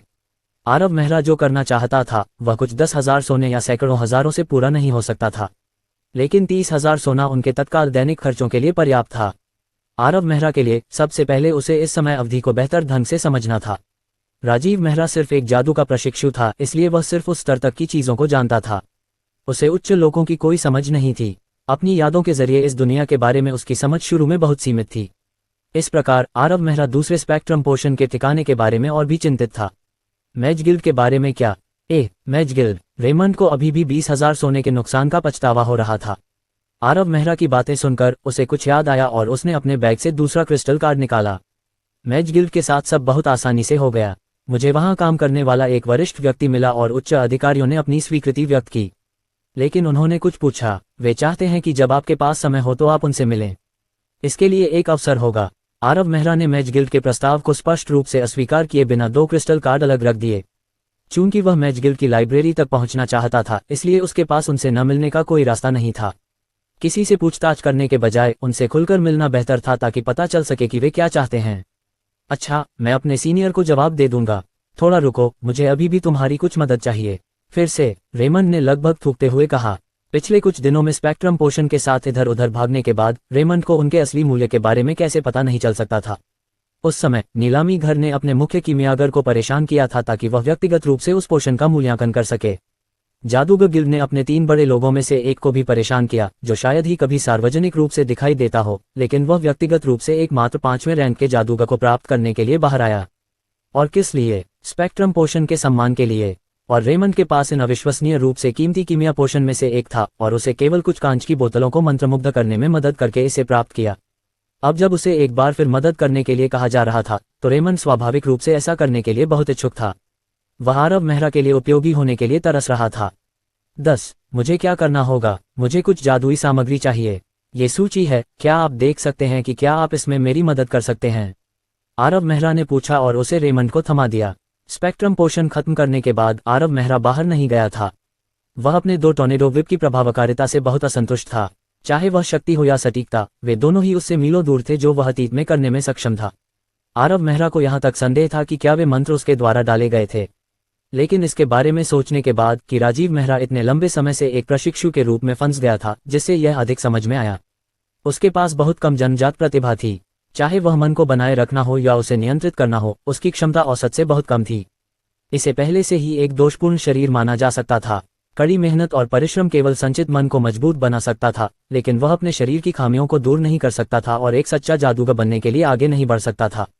स्वाभाविक रूप से आरव मेहरा के आने के बाद उसने अपने मन नियंत्रण पर भरोसा किया, जो इस युग के अन्य लोगों से कहीं बेहतर था, और एक ऐसी विधि का उपयोग किया जिसे जादूगर क्षेत्र में आगे बढ़ने के लिए कठिन और सरल माना जा सकता था। लेकिन ये केवल इसलिए था क्योंकि शरीर का स्वामी अब आरव मेहरा था, इसलिए नहीं कि इस शरीर की समस्या का समाधान हो गया था। समस्या का समाधान होने से बहुत दूर था। हालांकि मन भंवर पहले से ही सुचारू रूप से आकार ले चुका था। भविष्य में जादूगर से महान जादूगर से उच्च जादूगर और उच्च जादूगर से महामज तक, हर बार जब उसे तोड़ना होगा तो इस शरीर की खामियां आरव मेहरा को और अधिक जटिलताएं पैदा करेंगी। यदि उसने उस समस्या को जल्दी हल नहीं किया तो आरव मेहरा को जल्द या बाद में इसका सामना करना पड़ेगा। इस युग में जब विषय पर शोध अभी तक पर्याप्त परिपक्व नहीं हुआ था, इस तरह का शारीरिक दोष जादूगरों के मार्ग से कट जाने के बराबर था। अगर कोई व्यक्ति थोड़ा और तीव्र मन प्रवाह भी नहीं बनाए रख सकता, तो वह योग्य जादूगर कैसे बन सकता है? सौभाग्य से आरव मेहरा इस युग से संबंधित नहीं थे। मन पोषण की समस्या को हल करना कोई समस्या नहीं थी, क्योंकि आरव मेहरा के पास कम से कम 2 तरीके थे। एक ने अपने मन प्रवाह के पैटर्न को बदलने के लिए एक विशेष ध्यान तकनीक का उपयोग किया, लेकिन इस विधि के लिए आवश्यक समय नगण्य नहीं था। अगर आरव मेहरा उस रास्ते पर चले तो कम से कम 3 से 5 साल तक महान जादूगर बनने में सक्षम नहीं हो पाएंगे। दूसरा व्यक्ति अपने शरीर को मजबूत करने के लिए कीमिया औषधि का उपयोग कर रहा था। यह विधि बहुत तेज थी, सबसे अच्छे से 10 दिन, सबसे खराब से 15 दिन, लेकिन 3 से 5 साल की तुलना में यह नगण्य थी। स्वाभाविक रूप से इस विधि की लागत बहुत अधिक होगी। इस युग में भी कई जादुई सामग्रियों को कीमती कहा जा सकता है और आरव मेहरा के हाथों में 30,000 सोना पर्याप्त नहीं था। लेकिन यह जरूरी नहीं था। आरव मेहरा ने अनुमान लगाया कि ग्रेट मैच बनने से पहले उसके पास काफी समय होना चाहिए ताकि उस दौरान उसे इस दुनिया की बेहतर समझ हो सके। मदद करने का एक और मौका मिलने के बाद रेमंड बस इंतजार नहीं कर सका। आराम करने के लिए भी पर्याप्त समय नहीं था क्योंकि उसकी 10 दिन की छुट्टी के बाकी दिन इसे खत्म करने के लिए पर्याप्त नहीं थे। उसने जल्दी से पोशन की बोतल को गले लगाया और बाहर भाग गया, जिससे बूढ़ा बटलर एकाकी भाव से अपना सिर हिला रहा था। उसने आह भरी, खुद से बुदबुदाते हुए कि उसका बेटा बड़ा हो गया है और अब अपने बूढ़े आदमी की संगति में रहने के लिए तैयार नहीं है। वास्तव में वह बहुत पुत्रवत नहीं है। अगली बार जब वह वापस आए तो आपको उसे पीटना चाहिए। आरव मेहरा को रेमंड की निंदा करने में कोई समस्या नहीं थी क्योंकि वह मैच गिल्ड में जाने की तैयारी कर रहा था। मैच गिल्ड भी विक्टोरियस रिटन मेन स्ट्रीट पर था। ये गिल्डेड रोड से सिर्फ 2 चौराहे दूर था और कोई भी आसमान में पहुंचता हुआ सेज टॉवर देख सकता था। टॉवर पर उकेरे गए रून हमेशा टिमटिमाते रहते थे और जब सूरज चमक रहा होता था तब भी वे उस रहस्यमयी चमकदार रोशनी में ढके रहते थे। आरव मेहरा टॉवर के नीचे खड़े थे, गार्ड के अपने पास का निरीक्षण करने का इंतजार करते हुए इसके बाहरी हिस्से पर उकेरे गए रूनों को माप रहे थे। टॉवर पर उकेरे गए रूनों से टॉवर को ऐसे युग में बनाया जाना चाहिए था जो शांतिपूर्ण नहीं था, क्योंकि उन रूनों का ज्यादातर सेनाओं के बीच लड़ाई में इस्तेमाल किया जाता था, कम से कम दसियों हजार के पैमाने पर। इसके अलावा रूनों के मैना प्रवाह से निश्चित रूप से उनका इस्तेमाल एक से ज्यादा बार किया गया था। टॉवर के बजाय उस जगह को गढ़ कहना ज्यादा उपयुक्त था। सेज टॉवर में आपका स्वागत है। जब उसने क्रिस्टल कार्ड पर सुनहरा जादू का प्रतीक देखा तो गार्ड तुरंत सावधान हो गया और उसका लहजा बहुत ज्यादा सम्मानजनक हो गया। इस प्रतीक का मतलब था कि धारक के पास सर्वोच्च विशेषाधिकार थे और वह सेज टॉवर की लाइब्रेरी में कोई भी किताब पढ़ने के लिए स्वतंत्र था। पूरे 1000 सल्व सिटी में केवल 7 लोगों को यह विशेषाधिकार प्राप्त था। उनमें से हर एक अपने क्षेत्र के शिखर पर था। वह ऐसा व्यक्ति नहीं था जिसे उसके जैसा छोटा गार्ड नजरअंदाज कर सकता था। धन्यवाद। आरव मेहरा ने निरीक्षण किया हुआ पास वापस लिया और सहस्राब्दी पुराने मैजिक हॉल में प्रवेश करने से पहले सम्मानजनक गार्ड को देखकर मुस्कुराया। अगर कोई यह कह सकता है कि सेज टॉवर 1000 पालों वाले शहर का जादू का महल था तो सेज टॉवर की लाइब्रेरी निश्चित रूप से खजाने का कमरा थी। इसमें राज्य के पूर्व में सभी प्रकार की पुस्तकों का सबसे समृद्ध संग्रह था। अनगिनत ऋषियों ने यहाँ अपनी छाप छोड़ी थी और हर साल अनगिनत जादूगर यहाँ आने और सेज टॉवर की लाइब्रेरी में प्रवेश करने के लिए लंबी दूरी तय करने की परेशानी उठाते थे, भले ही ये केवल लंबे समय तक मूर्खतापूर्ण तरीके से अंदर खड़े रहने के लिए ही क्यों न हो। जादूगरों के लिए ज्ञान एक दवा की तरह था और ज्ञान की उनकी प्यास हर चीज से बढ़कर थी। लोशेन क्षेत्र में कई जादूगर सेज टॉवर की लाइब्रेरी में जाने के लिए इतनी बड़ी रकम चुकाते थे जिसकी आम लोग कल्पना भी नहीं कर सकते थे, और वह भी बिना किसी पछतावे के। स्वाभाविक रूप से आरव मेहरा के पास सबसे ऊंचा पास था, इसलिए उसे इस तरह की भावना नहीं थी। धीरे धीरे एक सुंदर ढंग से सजी हुई सीढ़ियां चढ़ते हुए वह कभी कभी कुछ जल्दबाजी करने वाले जादूगरों को छूता हुआ आगे निकल जाता था और कुछ ही देर में आरव मेहरा सेज टॉवर की 18वीं मंजिल पर लाइब्रेरी के बाहर खड़ा हो जाता था। लाइब्रेरी बहुत शांत थी। बाहर से देखने पर कोई भी व्यक्ति अलग अलग डेस्क पर बैठे कई काले पोशाकधारी लोगों को देख सकता था।